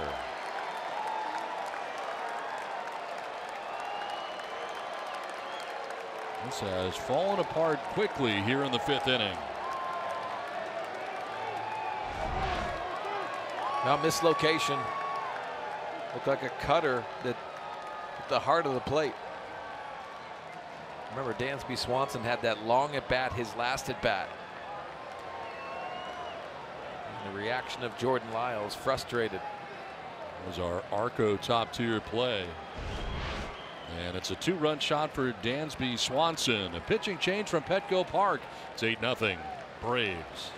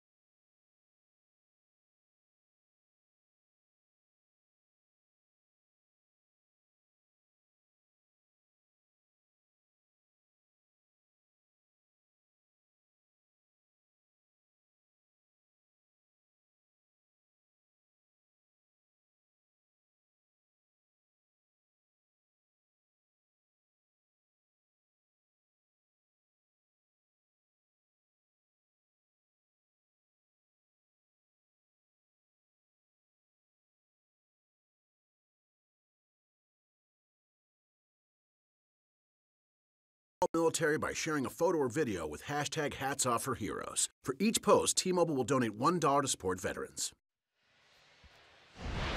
A big inning for the Atlanta Braves as they chase Jordan Lyles from this game after 4 1/3. They have scored 5 runs here in the 5th and have taken an 8-0 lead. New pitcher on is Brian Mitchell. 11 games on the year and 7 starts. Now into the bullpen, and he's going to have to eat up some innings. As you said, Don, this is a tough situation because the Padres have to go with a bullpen game tomorrow. Dansby Swanson with a 2-run home run, one of 2 home runs in the game for Atlanta. Freddie Freeman had a home run in the 3rd.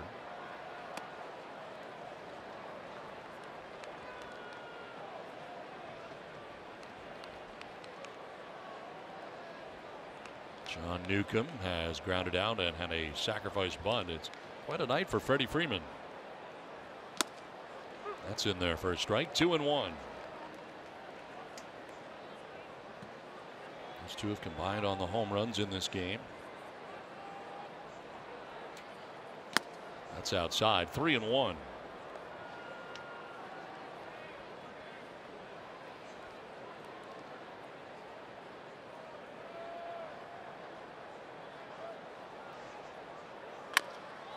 Chop towards third. Villanueva from deep third with a very long throw that Hosmer picks on the other side.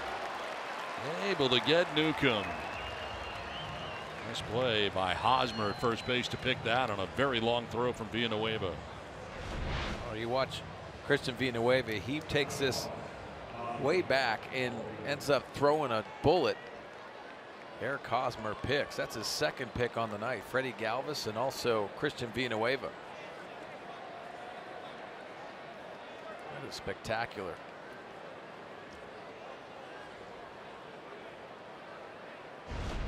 Now one down here, two down now. Two down in the inning. And the first out for Brian Mitchell. Top of the order, Ozzie Albies jumps out of a wave, a pitch inside at 94 miles an hour.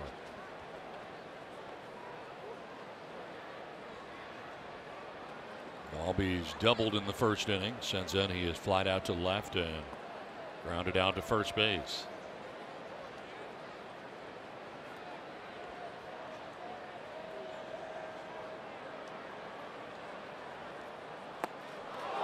And getting hit was Albies. And in some pain.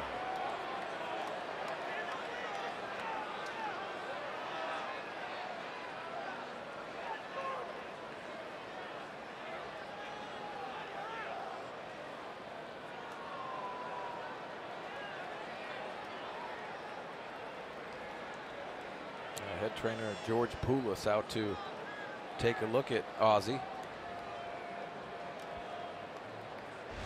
Trying to walk it off. Let's see where it hits him. Oh, right on the outside part of that front foot.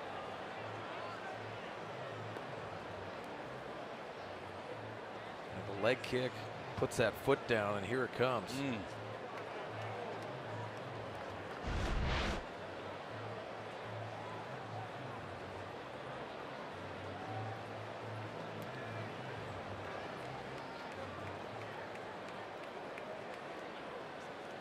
You don't want to know what that feels like. No, I don't. I'm actually kind of glad the other guy is not here right now, because that's an area that I've not been hit in yet. You would fire one right off your foot. We've covered pretty much every other area, but that one haven't had it there yet. So. Full body armor. Yep.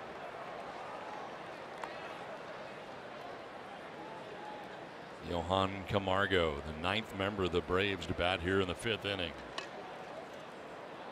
0 for 3 on the night. They bagged out 11 hits, out hitting the Padres 11-2 on the night, and the lead right now 8-0 for the Braves.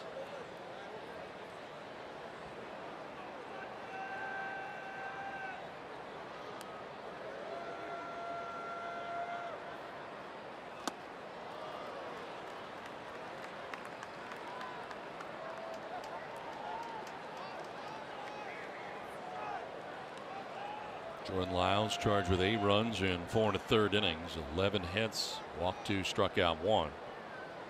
Through 97 pitches. There's a grounder towards second base. Jose Perella with a bobble, and everybody's going to be safe. Error charge to Jose Perella at second base. And the inning will continue. The frustration for Andy Green. You can see a play you have to make.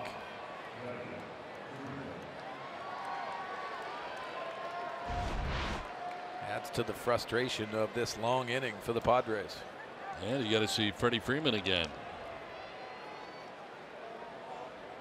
Braves have batted around here in the fifth inning.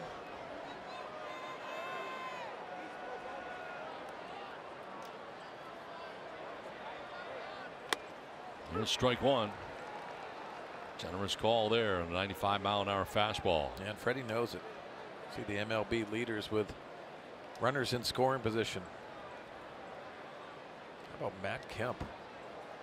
What a year he's had for the Dodgers. They continue to win tonight. They win 5-0 over Pittsburgh.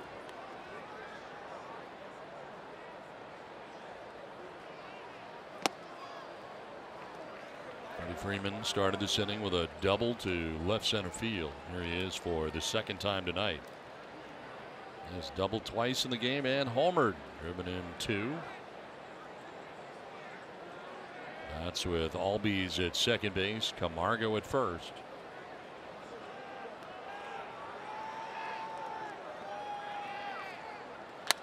Line to right, and that's in for a base hit. Albies will be stopped at third. The throw is cut off, and the bases are now loaded. Second hit of the inning, the fourth hit of the night for Freddie Freeman.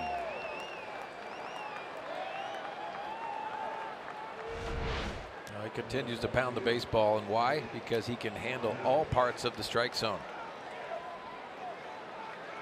So impressive with a short stroke, but also has power in it as well. His runners in scoring position average goes up. I think Markakis was coming up and had a fractured bat, so he goes and gets a new one.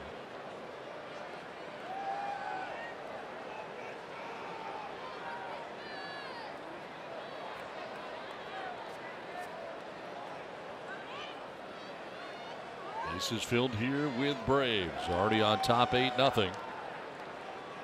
Markakis 1 for 3 in the ballgame, singled to center field in the third inning. Career .289 hitter with the bases loaded, 3 grand slams on his resume.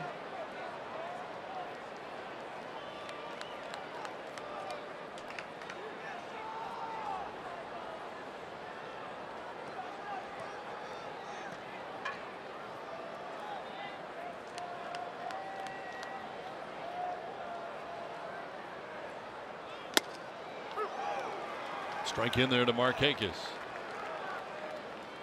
40th pitch coming of this inning. Between Jordan Lyles, who started the inning, and now Brian Mitchell, who has thrown 15 since coming in.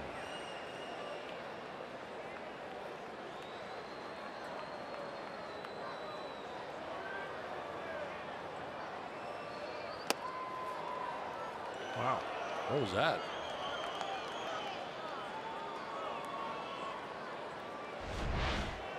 I don't know where this is, but I know it's in the strike zone. Yes.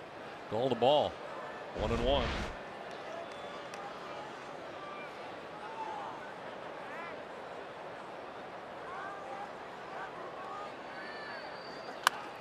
Sprayed foul off to the left out of play. Mitchell ahead of Markakis 1-2. And Markakis is frustrated himself for missing that pitch.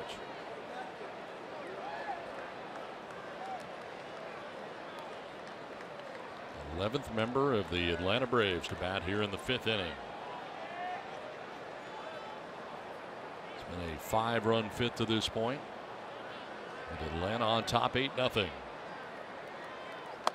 Elevates, and Markakis strikes out to end the inning. An 8-0 Atlanta lead halfway through.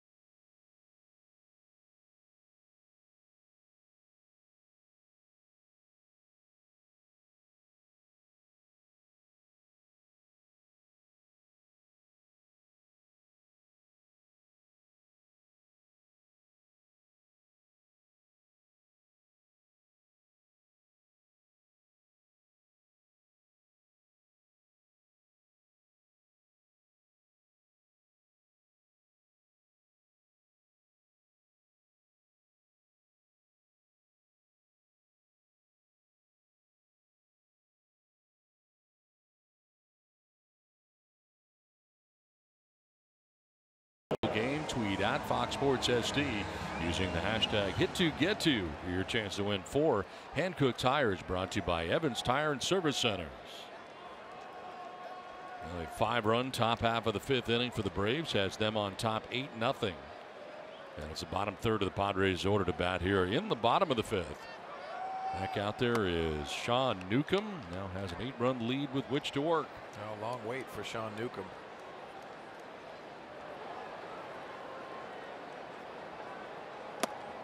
A.J. Ellis will take the strike, and it's 1-1. A.J. grounded into a 6-4-3 double play in the 2nd inning. One of 2 DPs turned by Atlanta.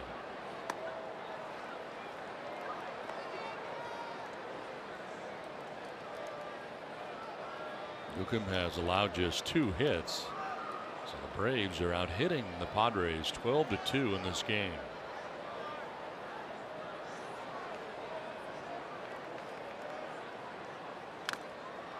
Fouled off, and they get a piece of Kurt Suzuki, the catcher. Well, Padres last night, 13-hit attack. Tonight, roles reversed.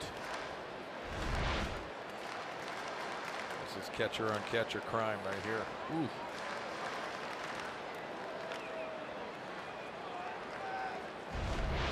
But umpire Jerry Davis cleaning off the plate, giving some time for Suzuki.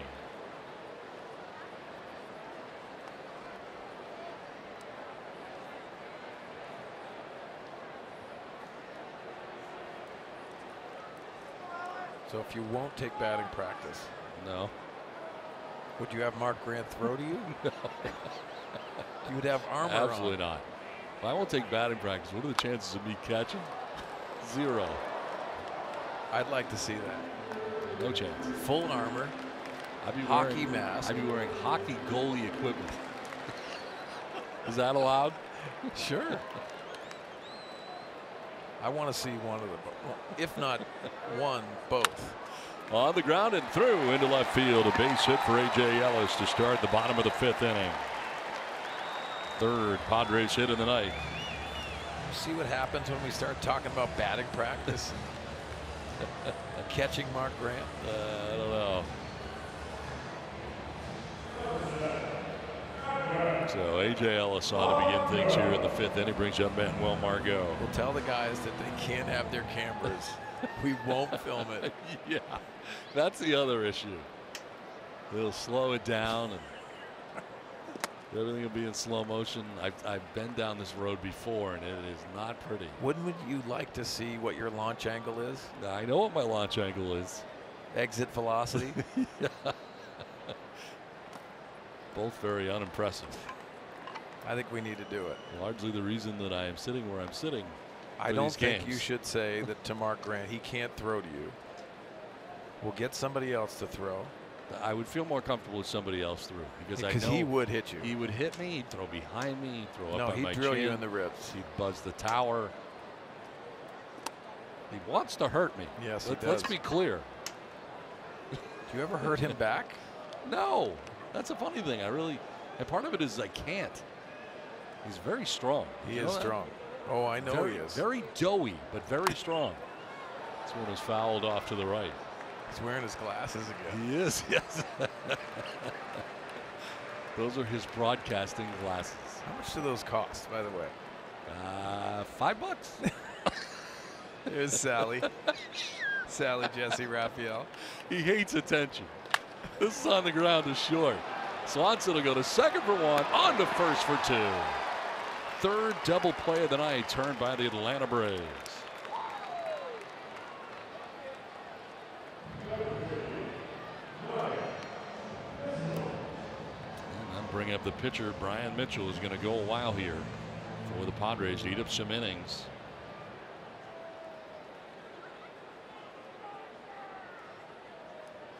.167 average in his 5th major league season. Jordan Lyles had batted once in this game and walked in the 3rd inning.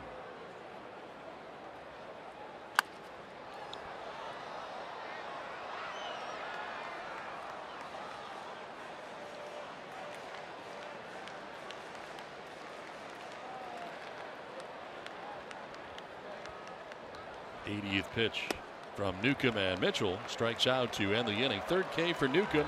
8-0 Braves.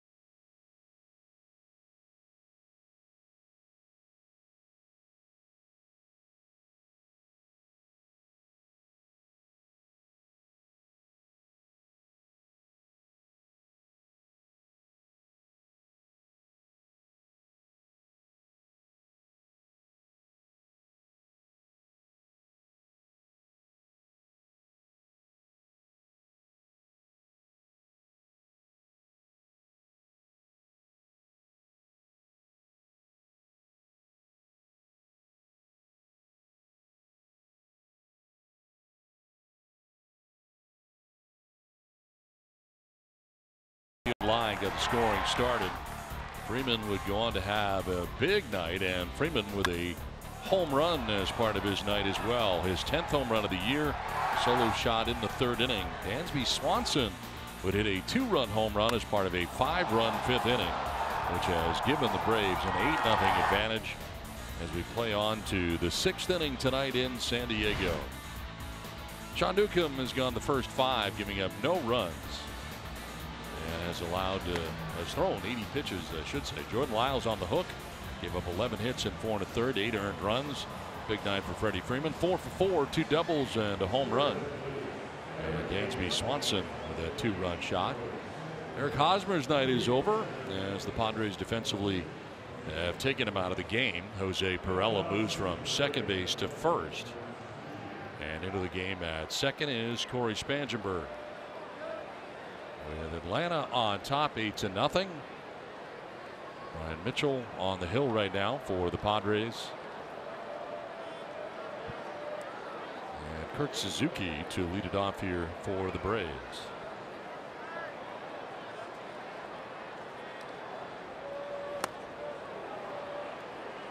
Suzuki has flied out to center, single to center, and double to left center. Driven in a run.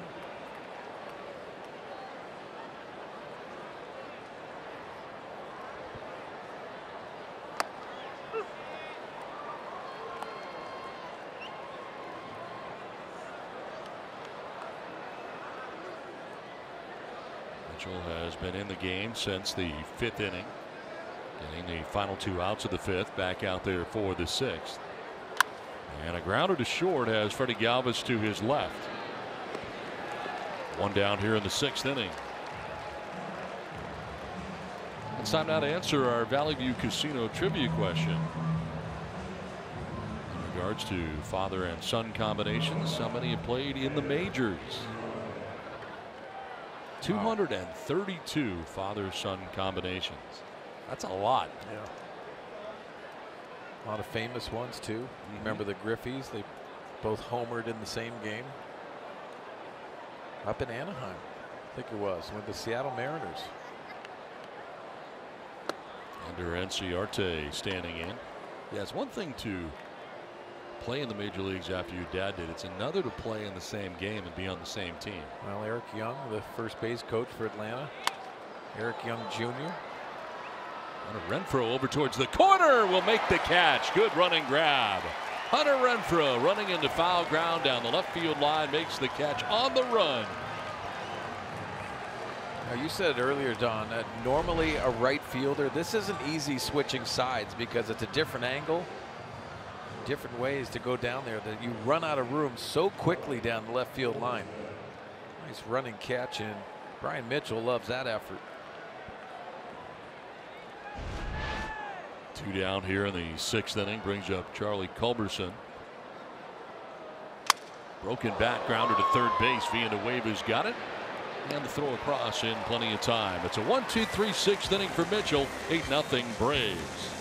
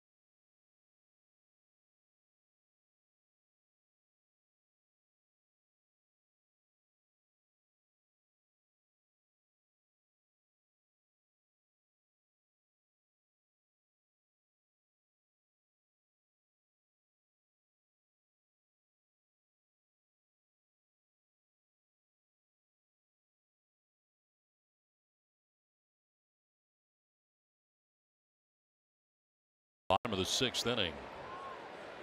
And Jose Perella, who started the game at second base, has since moved over to first base defensively.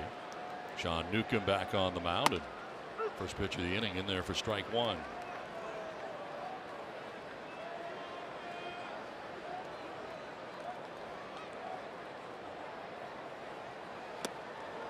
Wild swing and a miss for Perella, down 0-2.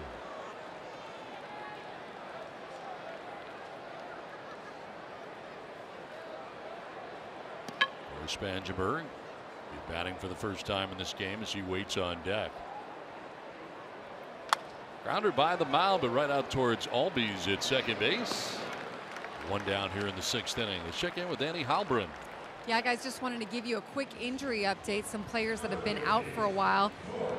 Joey Lucchesi, he threw to live hitters today for the first time since being placed on the disabled list May 15th with a hip strain. They're going to see how he feels and then possibly give him a rehab assignment from there. There you see Will Myers still working through that oblique strain.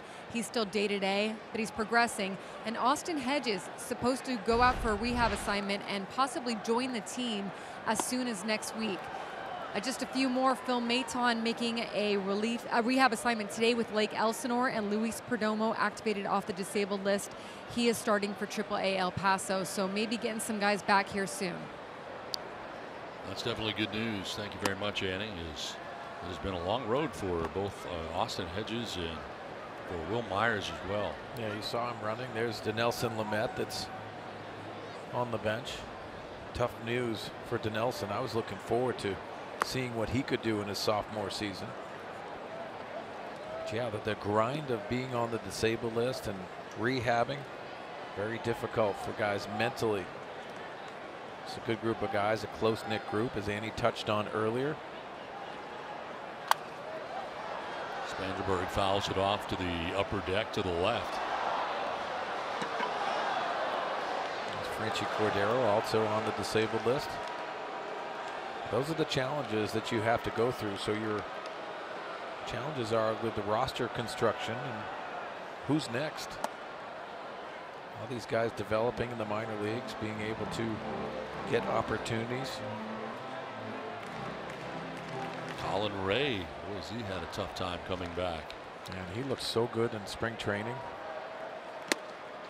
There's strike three. Spangenberg knew it. Takes with him the fourth strikeout for Sean Newcomb. 2 down in the inning.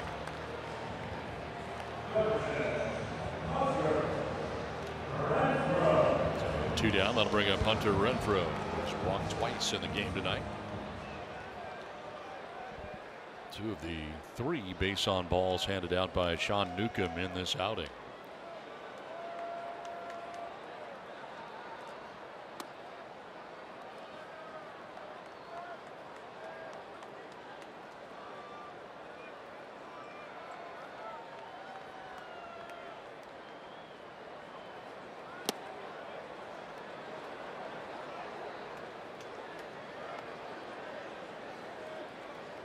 Runs, 12 hits, no errors for the Braves. No runs, 3 hits, and an error for the Padres. Up and away, 3-0.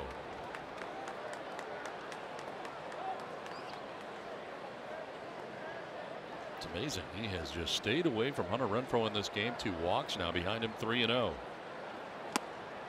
There's a strike, 3-1.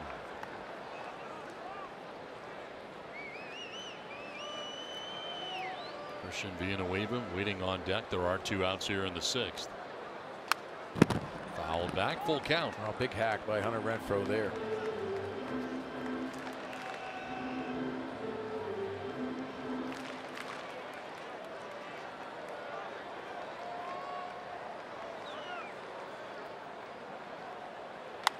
Popped up, right side.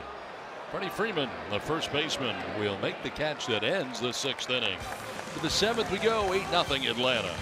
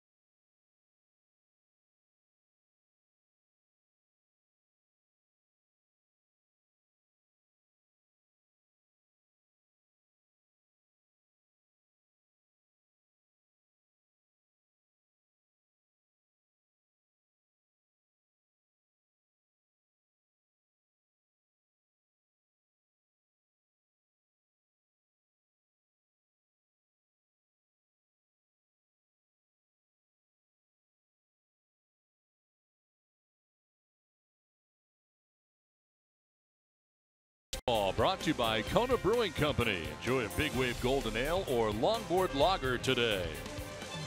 And by SeaWorld. Arctic is tonight's word of the game. Head to foxsportssandiego.com and click ways to win for your chance to win a SeaWorld Family 4-pack.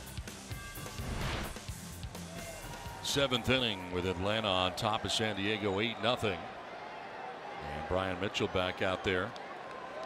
Pitch the end of the 5th, the 6th, and out there to begin the 7th against Dansby Swanson, who's been on base 3 times in this game for Atlanta. Walked in the 2nd, singled in the 4th, and homered in the 5th.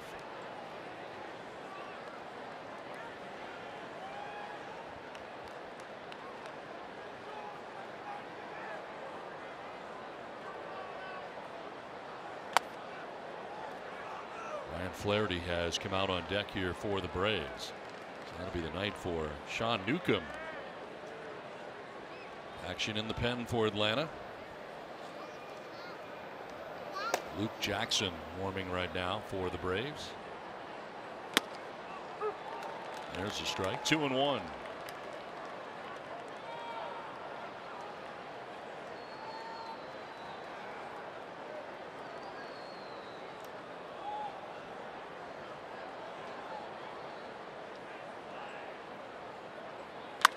On the ground and under the glove of Galvis diving at shortstop. Wide turn at first by Dansby Swanson, but he's on for the 4th time with his 3rd hit of the game. Well, looking at Padres on deck. Fernando Tatis Jr., a guy that we saw a lot during spring training. The Texas League Player of the Month for the month of May, and some great numbers for him for San Antonio. 29 games, 41 hits, a .336 average, at 7 home runs in the month, and he's the Texas League Player of the Month for the month of May. Well, obviously the father-son combinations comes into play, especially when Tatis Jr. Renfroe won't get this and is out of his reach, back to the track and the wall. As Swanson coming around trying to score. Throw from Galvis to the plate, and he will be safe. A.J. Ellis wants this one challenged, as Ryan Flaherty on a pinch hit. He's got himself a double to left field. And right now an RBI that has the Braves on top 9-0. We'll see if they challenge. Well, you see it going by Renfroe. Now the challenge is getting that ball in as quick as you can. Watch Freddie Galvis on this play. What a throw.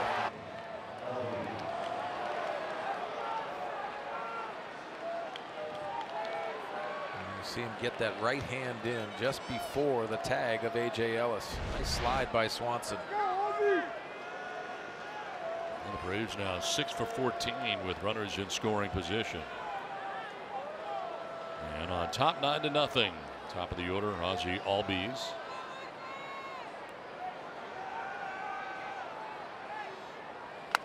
Fouls it off to the left, out of play.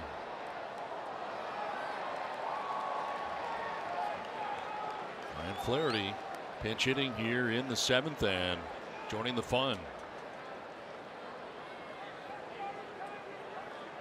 That is the 14th hit of the night for the Braves and their 9th run.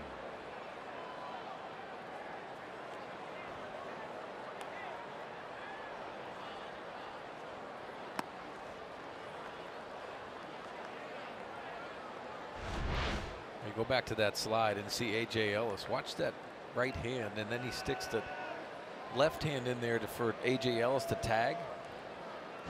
The reason why you saw the reaction to Swanson. It's an add-on run, which is meaningless, but it was a very nice slide. Fouled off to the left, out of play.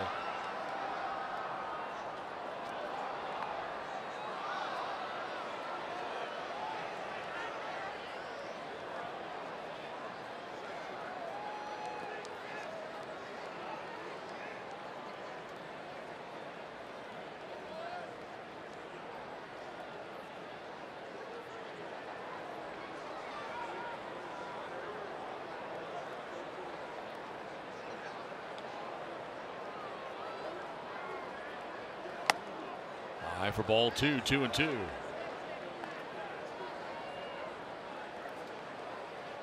Dansby Swanson with a single to begin the inning, scores all the way from first on a pinch hit double by Ryan Flaherty. And has added on here for the Braves on top 9-0. Still nobody out in the 7th.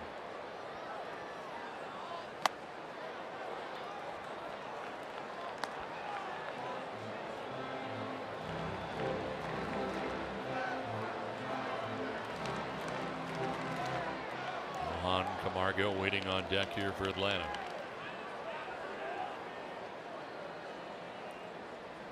With a good sized lead at second base. Nobody cheating in behind him. Payoff pitch. And a foul ball off of A.J. Ellis.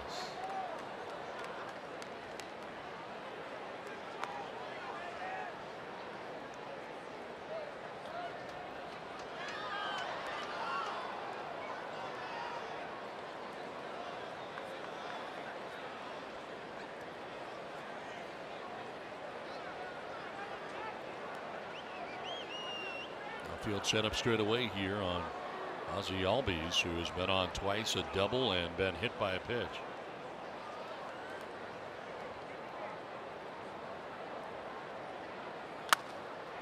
Fly ball, shallow left. Out is Villanueva, in is Renfroe, and Renfroe will make the catch for the first out of the inning.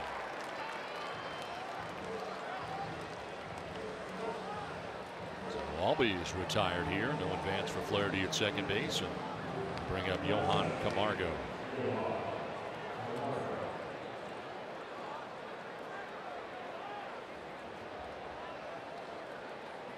0 for 4 in the ball game. Which last time up on an error. Guided by the second baseman, Jose Perella. Only miscue of the night for either side. Fouled off to the left, out of play. Jordan Lyles on the hook in this game for San Diego. Came in individually at 2-1, went 4 1/3, giving up 11 hits and 8 runs. The run scored in this inning, the only run allowed by Brian Mitchell since coming in.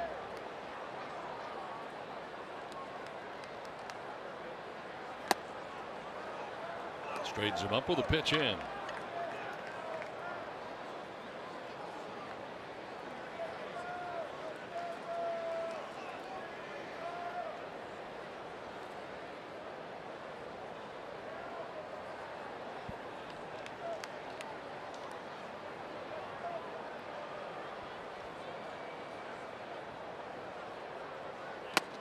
In again, 2-1.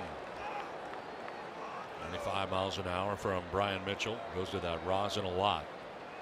You see the velocity on the fastball, but missing location, especially on that glove side.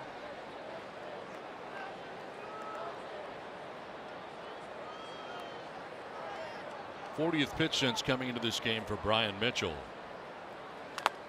And a foul tip that is going to keep Camargo alive here.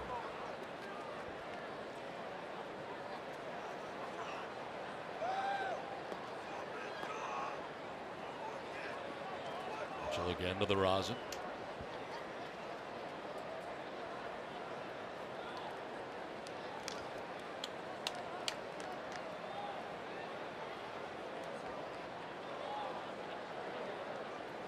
Freddie Freeman waiting on deck. He's had a huge night.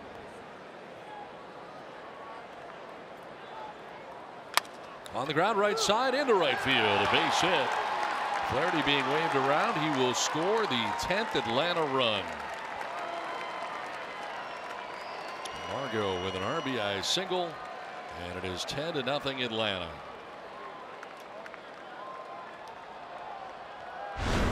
We got Freddie Freeman coming up. He doubled back in the first inning. That would drive in Ozzie Albies. And a home run in the third, solo shot. And a double out to left center field. A single in the 5th inning. So a 4 for 4 night. He is a triple shy of hitting for the cycle as he bats with one down. And certainly that first pitch for strike one. Well, he does have a triple on the year.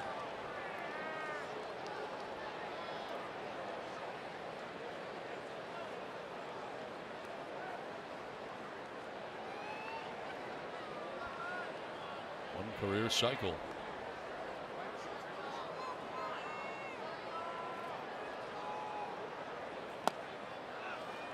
On a strike. All of what he did tonight. I was going to say it was against the starter Jordan Lyles, but that's not true. He singled Brian Mitchell in the 5th inning. And the 4 batters that Mitchell faced in the 4th after coming in.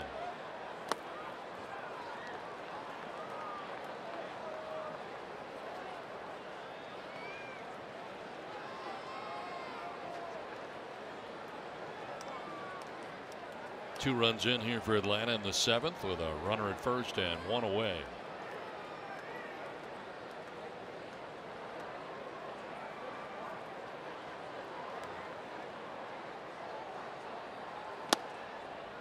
Ball 3.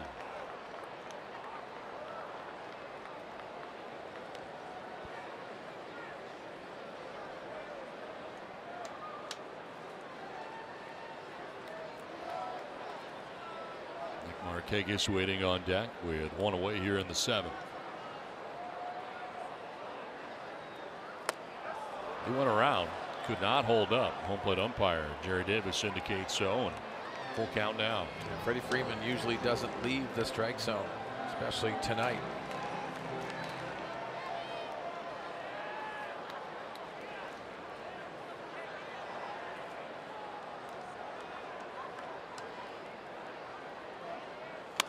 Freeman golfs it foul off to the left, out of play.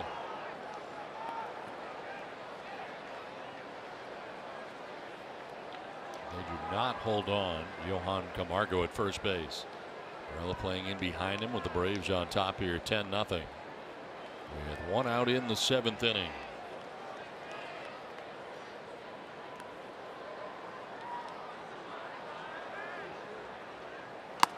Ball 4, and they walk in. That's the 5th time Freddie Freeman's been on in this game.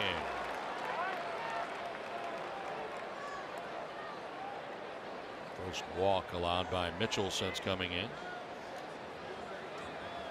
So now 2 on with 1 away, and Nick Markakis coming up as A.J. Ellis went to the mound here. Nobody warming in the Padres pen. 25th pitch of the inning coming up here for Brian Mitchell with 1 out in the inning.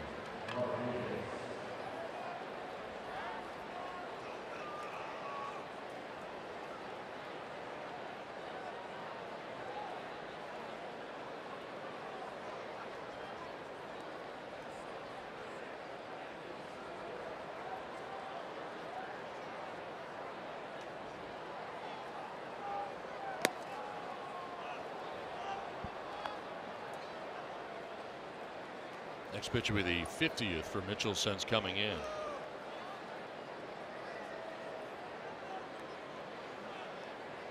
the breakdown for him since coming into this game. Yeah, not a good ratio.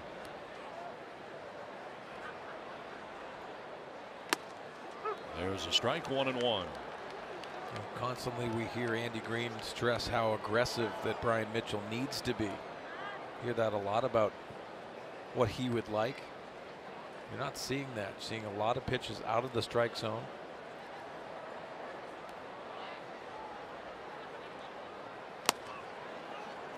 You know, for the hitter's perspective, those are easy takes. You're seeing it out of the hand. They'll indicate the type of stuff that you have.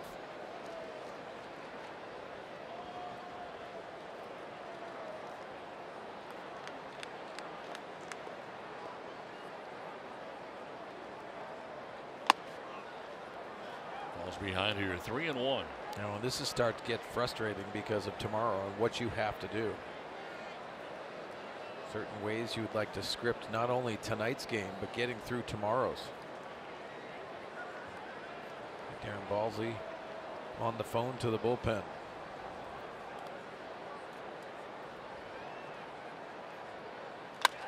Fly ball driven to deep center field. Margot going back at the wall. That ball's gone.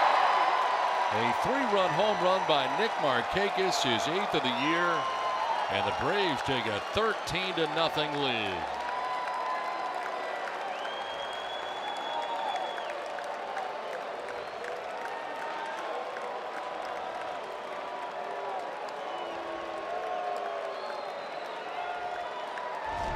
Frustrations all night, and it comes with this Atlanta offense.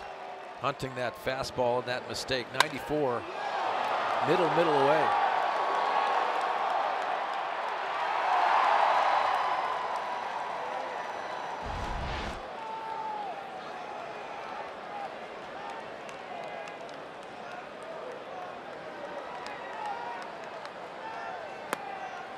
Down and into Kurt Suzuki. A 5-run 7th inning. The Braves had a 5-run 5th inning. There's action in the Padres pen.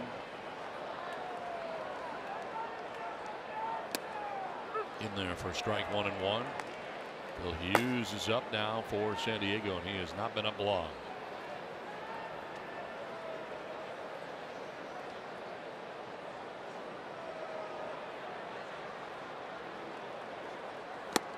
Straightens him up with a pitch in.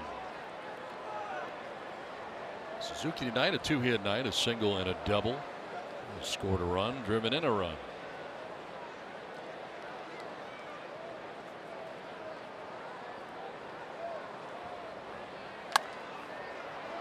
in the air. Jose Perella into foul ground. May have a play. And he makes it for out number 2 of the inning. Took over for Eric Hosmer an inning ago and makes the catch in foul ground. 2 down here in the 7th.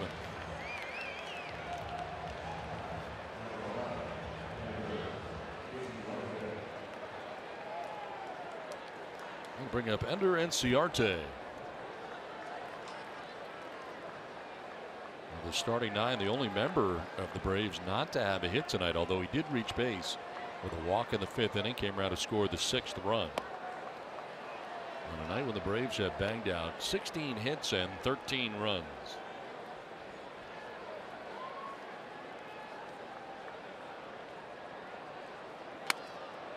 Fouled off to the left, out of play.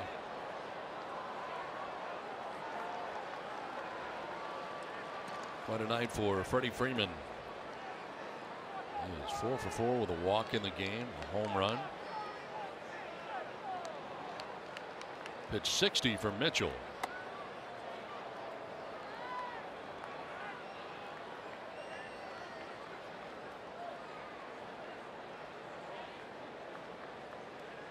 They play for Enciarte to go the other way. Center fielder Margot over towards left center.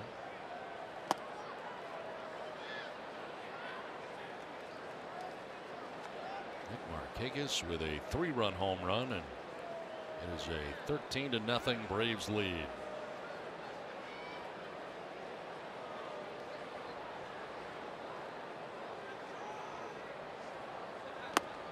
Strike call.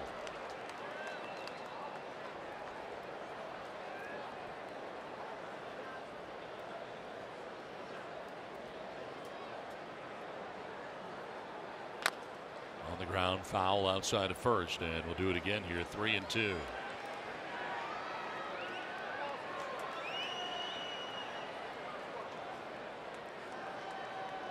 40th pitch of the inning coming up here for Brian Mitchell. And in the inning, 20 strikes, 19 balls. Line down the right field line, foul. Just out ahead.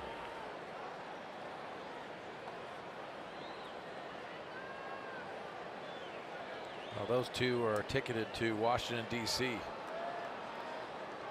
where the All-Star game is going to be held in July.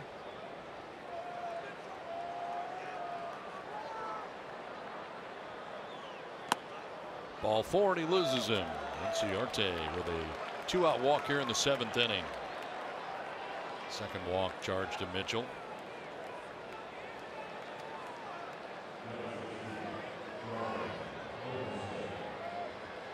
So Enciarte at first, and that'll bring up Charlie Culberson, who is the 9th member of the Braves to bat here in the 7th inning. It's been a 5-run inning for the Braves. Culberson 2 for 4 in the game, couple RBIs.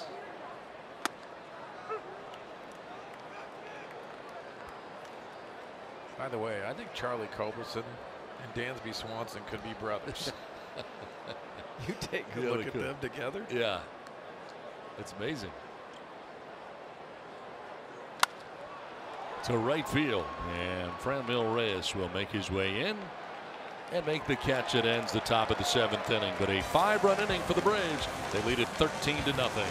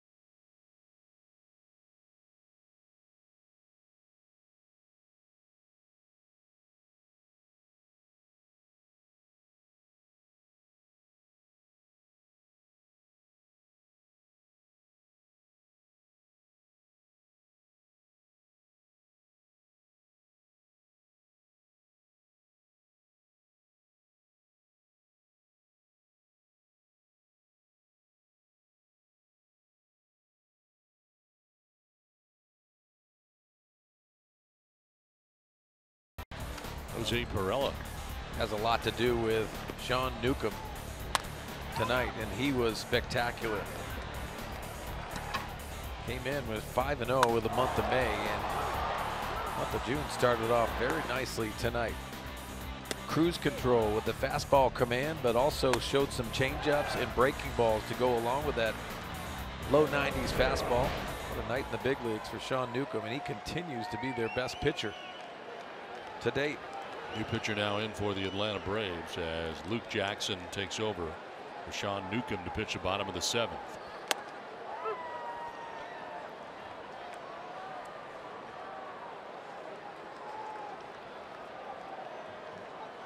Christian Villanueva leading it off. And Sean Newcomb goes 6 shutout innings, allowing only 3 hits. He walked 3 and struck out 4. And in line for his 7th win with only 1 loss on the year. Looked pretty good tonight too. He sure did, and he's taken it to another level. Last year the command was off. This year it looked like he was staying out of the middle of the plate, but very aggressive with the fastball, both in and away.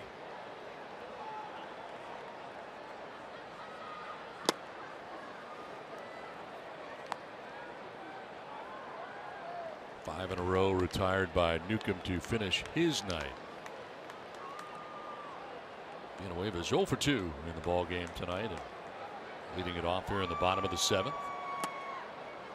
I think when you watch Newcomb, and even he was staked to a big lead tonight, can throw anything at any time.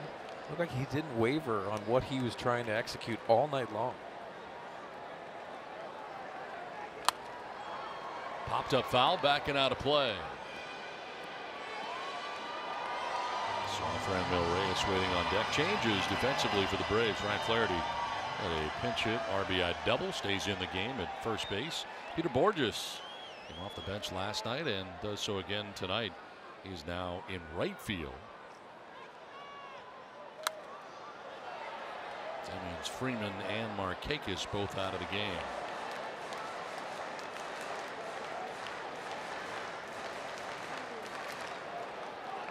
The Braves on top 13-0.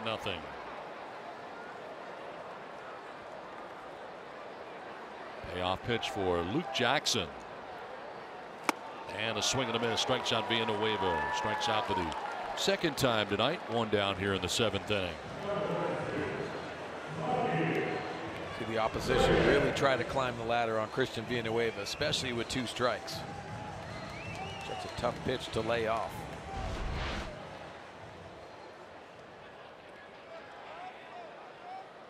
Franmil Reyes getting his 3rd plate appearance of the night. Grounded down to first in the 2nd. Struck out swinging in the 4th inning.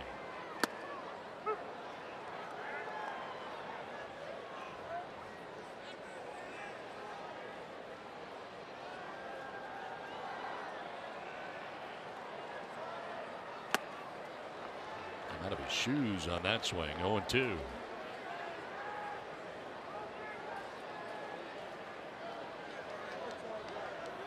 Tonight, a single for Galvis, single for Perella, single for A.J. Ellis.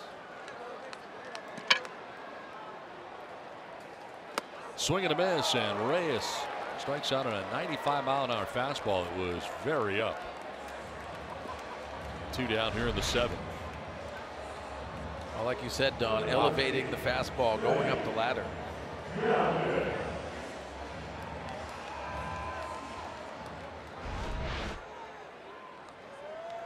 Two down, and Freddie Galvis. 1 for 2 night tonight for Galvis. Freddie's got one of those 3 hits the Padres possess. His single went to left, and it was back in the 2nd inning.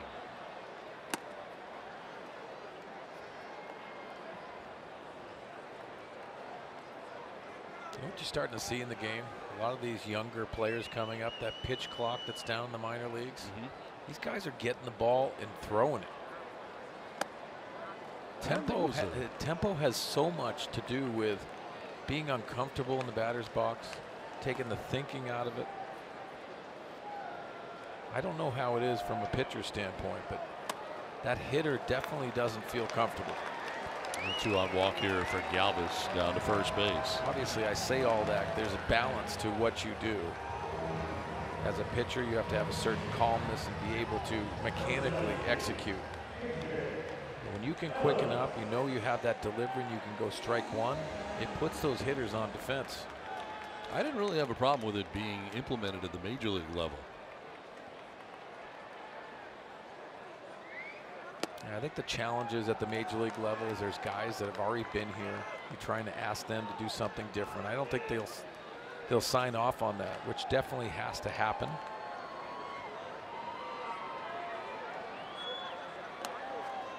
Almost got away, and it's 2-0.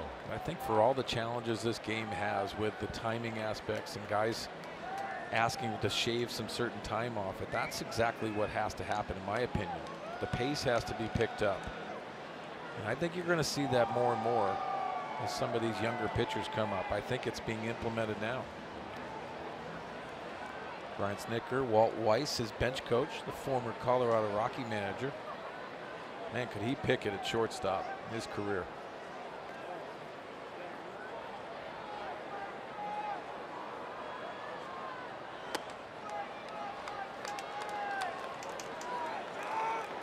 Luke Jackson falling behind here, 3-0. Manuel Margot waiting on deck.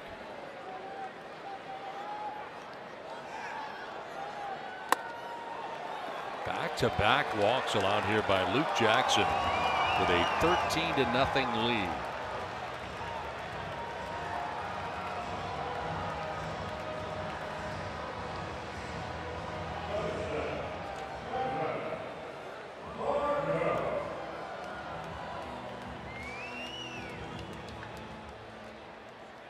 Manuel Margot has fouled out down the right field line, and last time up grounded into a 6-4-3 double play.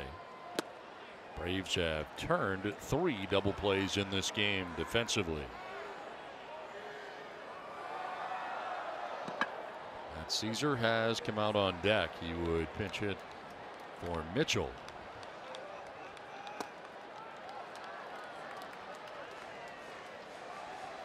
So Jackson walked Galvis, walked Ellis, and now has fallen behind Margot, 2-0.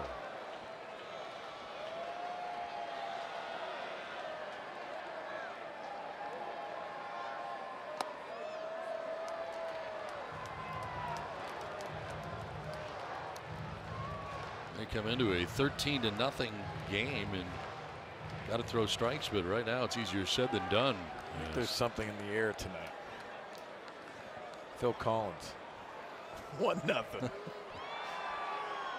That's a strike. I'm not even good at that game, but I got that one right.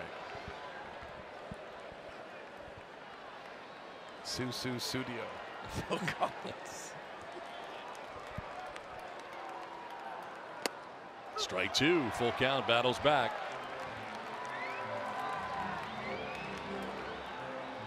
25th pitch of the inning coming up here for Luke Jackson, with Galvis at second, Ellis at first, 2 down. And Margot strikes out looking. Padres strand a pair. We head to the 8th, 13-0 Braves.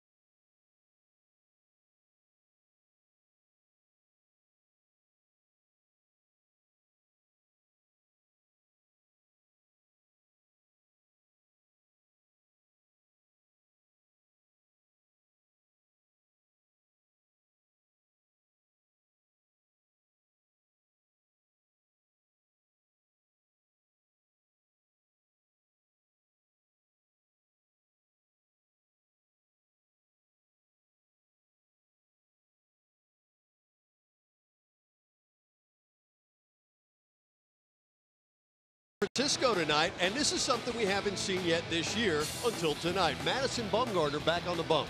Well, it's got to be a shot in the arm to the Giants, and nobody's taking control of the National League West, so it's got to be a shot in the arm to them to get him back, the leader of their staff. Right now, the Giants trail the Diamondbacks 2-1. They're in the 8th inning, and I would imagine that if you're the Giants, it's got to be a big sigh of relief whether you win or lose tonight just to have this guy back in the rotation. In fact, Scotty Miller is going to be with us, our Fox Sports San Diego MLB insider. He'll be with us in the post-game show brought to you by Cox Communications. We're going to break down the West, what it means to have Bumgarner back. You'll also hear from Andy Green. And we've got a preview tonight, guys, of Inside San Diego Sports, where we're profiling a certain player locally here involved in the Major League Draft. So we'll have all that for you and more coming up after the final out. Don and Mark. All right, thanks very much, guys. We move along here to the 8th inning, and Phil Hughes now into the game for the Padres. As a grounder to short, a couple hops has Galvis backing up. His throw is going to be close and just in time. Dansby Swanson retired 6-3 on a bang-bang play at first.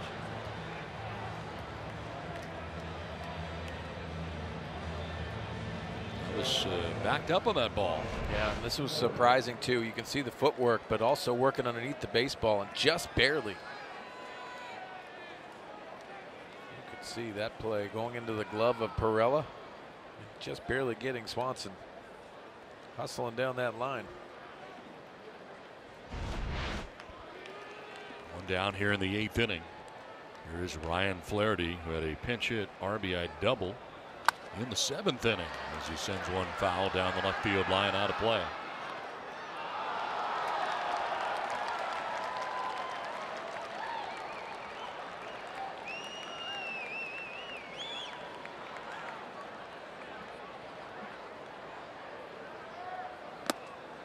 Strike call, 0-2. Yeah, AJ Ellis got crossed up there. Typically, you'll see catchers go out there after they get crossed up. Go have a conversation. Strike 3 call. Flaherty strikes out. 2 down in the 8th inning. Phil Hughes has worked back-to-back nights. 2 strikeouts last night. Perfect pitch on the outside corner to Flaherty. 2 down, top of the order. Ozzie Albies fouls it off to the left out of play. Albies has been aboard twice, a double back in the 1st inning, and was hit by a pitch in the 5th.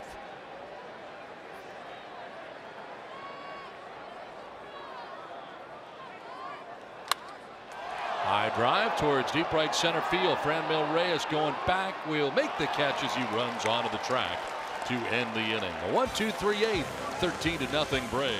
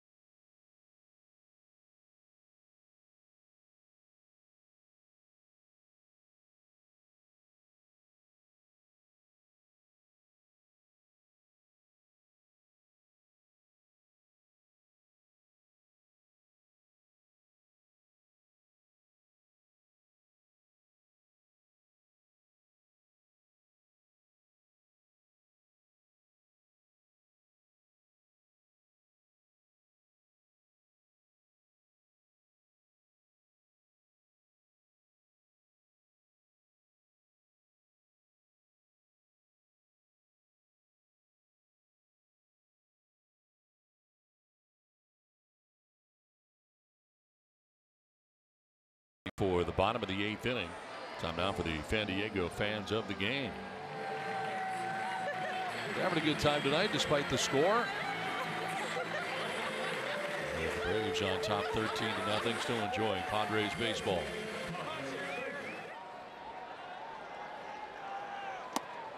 Matt Caesar leading it off here in the 8th inning.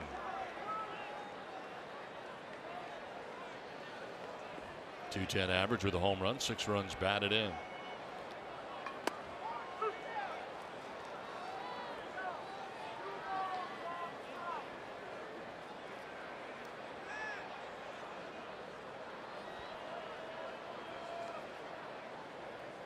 Caesar took over last inning in center field defensively and leads it off here in the home half of the 8th inning.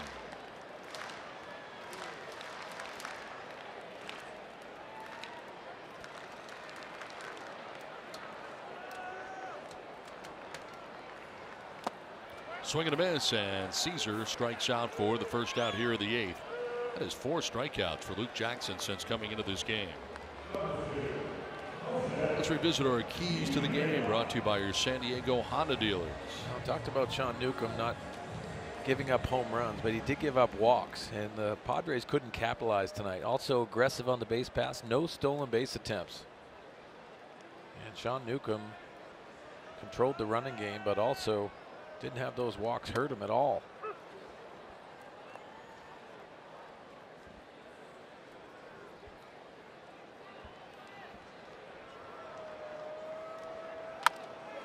On the ground towards shortstop. Dansby Swanson throws on the run and in time to get Pirela. Nice play by Swanson. Yeah, the former first-round pick is having a night in the big leagues. Known for his glove, and you can see him throwing on the run. Also doing it on the offensive side as well tonight. 2 down in the 8th inning. Brings up Corey Spangenberg. Struck out looking in the 6th inning. Took over at second base defensively and getting his second at bat in this game.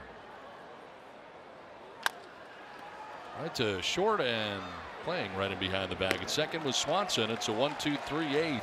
On to the 9th inning. 13-0 Braves.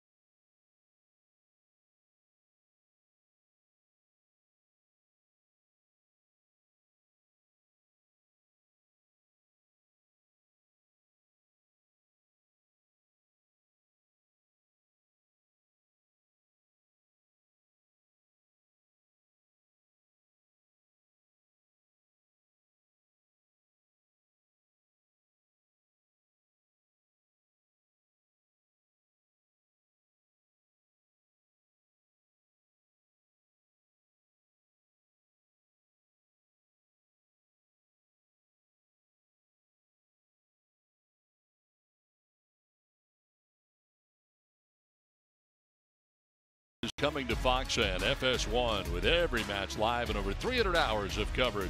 The world's biggest sporting event is just 9 days away, only on Foxsand FS1. Well, it is 13-0, and sometimes in 13-0 games, when you do not want to use any more relievers, especially with tomorrow being a bullpen day, you may see a position player pitch, and we will. Corey Spangenberg is on the hill for the Padres. Yeah, typically with a 162 game season, you have some of these games, and this isn't something I think a lot of people get excited about. But from the offensive standpoint, you don't want to get punched out by a position player. So Heads up.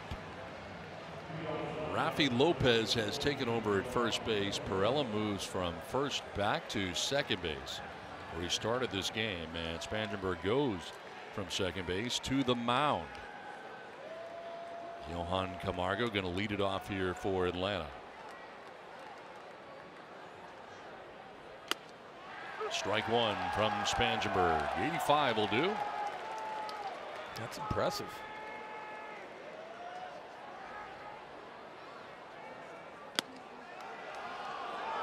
.86 that time, but missing for a ball, 1-1.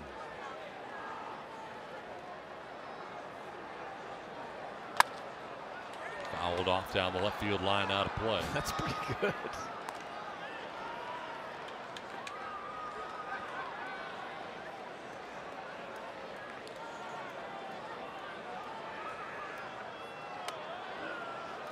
Overthrew that at 88. 2-2. Try to change the eye level there for Camargo. Yep. And he will fall behind here, 3-2.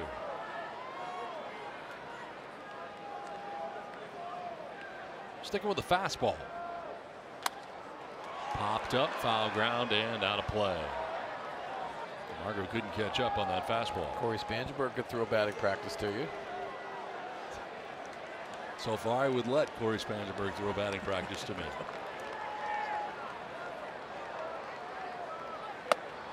High for ball 4, and down to first base goes Camargo. So leadoff walk here for the Braves in the 9th inning.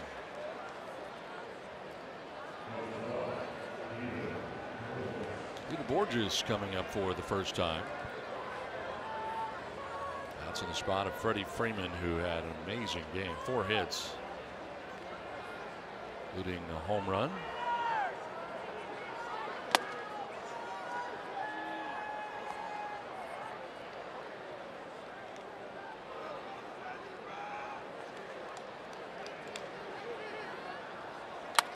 Line into left field.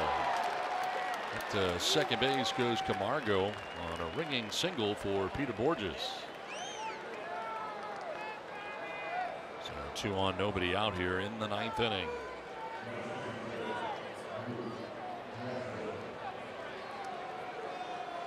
Anytime these situations come up, it reminds me of when Mark Grace was pitching for the Arizona Diamondbacks. David Ross hit his first major league home run off of Mark Grace. I didn't know that. David Ross, the former catcher, former Padre here for a little bit of time. Former dancer on Dancing with the Stars. Yeah, he's done it all. He was with the Dodgers, and Mark Grace is with the Arizona Diamondbacks. Terrific guy. This one back to the mound. Spangenberg trying to start 2. Look out. Perella gets 1 on to first, double play. A couple guys went to cover at second base, so Spangenberg just fired it in that direction. Ends up getting a double play, 2 down here in the 9th. Listen, this is the biggest defensive shift I've seen all year. Corey Spangenberg fielding his position. It was almost a train wreck in the middle of the diamond with a nice turn. So 1 to 4 to 3 double play as Camargo takes third. And it brings up Kurt Suzuki. In the air to right field, Franmil Reyes on the move. Reyes will not make the catch. He traps it. Run will score. And it's 14-0 Atlanta.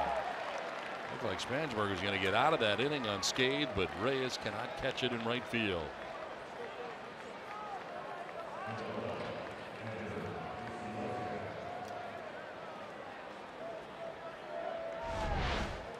Slicing away from Franmil Reyes.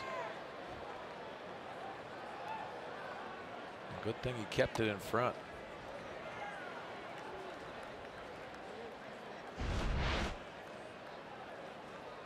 Enciarte. It's been on twice, both times walking. It's a liner to center at Matt Caesar. Back a few steps, makes the catch and ends the inning. Nice job by Corey Spangenberg. 14-0 Braves.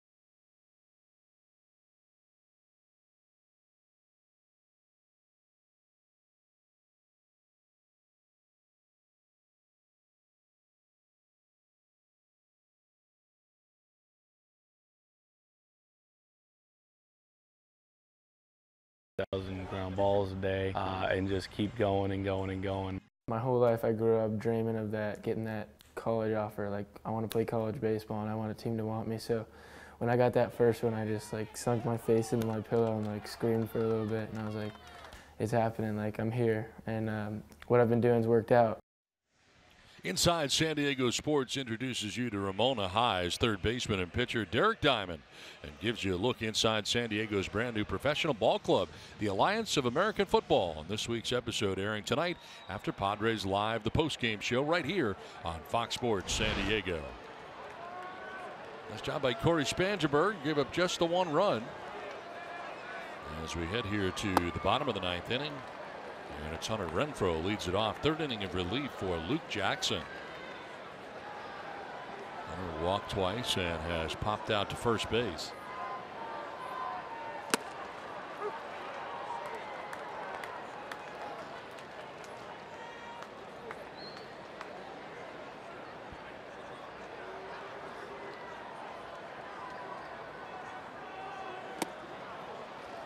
Position players always make it look so easy when they come in. I mean, like, they're getting people out, and it's like, this pitching thing's nothing to it. I think a lot of the guys are having fun on the bench. Why not? They'll drop in there for strike two. So many of these guys are former stars, obviously, in their colleges or even high school where they pitched. Yep.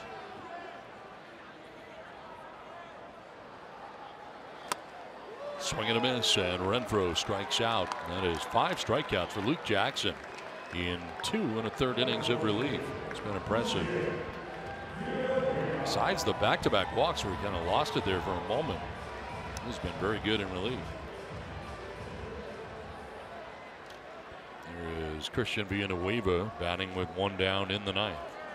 Villanueva 0 for 3 on the night.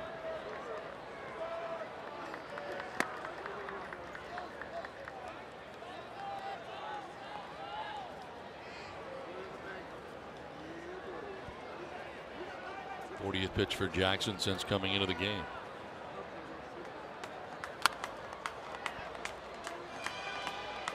Now, this is a save situation. Isn't that unbelievable? 14-0. 3 more innings, and that sets you up for a save.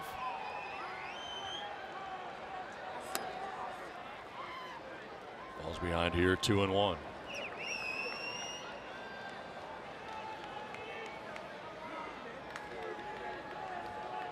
Villanueva has fouled out and struck out twice on the night.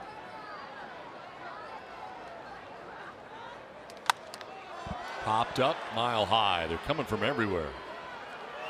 Look out. Flaherty, the first baseman, will make the catch. Camargo was there as well. Came all the way over to the right side of the infield from third. 2 down in the ninth inning.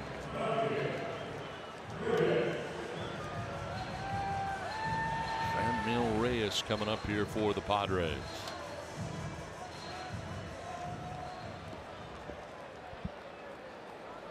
Braves out hitting the Padres tonight 18-3.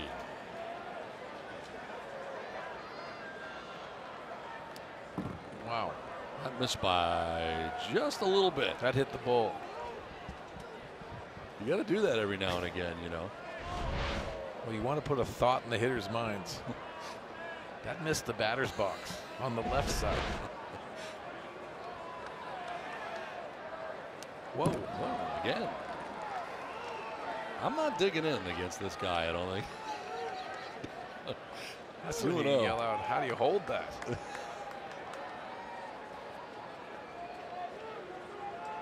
What do you say? He has a meeting with himself? He's in the midst of a meeting with himself after that one, yeah.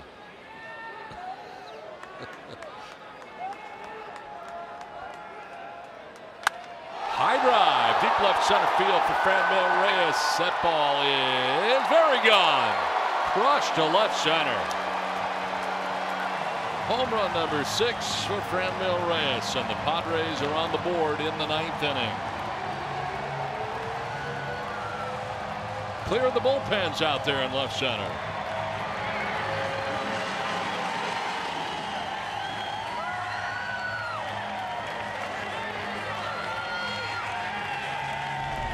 almost took down the National University sign.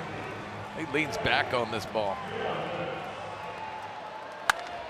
I got your shutout. Wow. Freddie Galvis will take strike one. 4:55, the tail of the tape.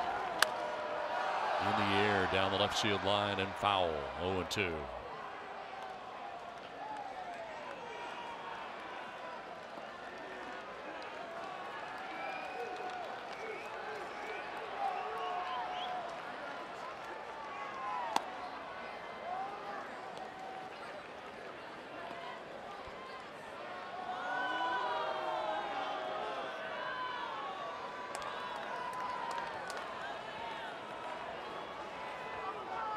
One-two pitch.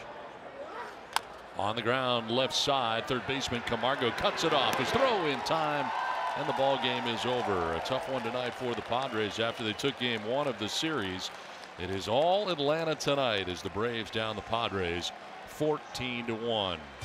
Padres Live is next. Mike Pomeranz, what's in store? Boy, did the Braves flip the script in game two. All right, we'll get you set for game three. You're going to hear from Andy Green as well. Freddie Freeman, the star of this game, will break down what made him special when we see in moments on a post-game show.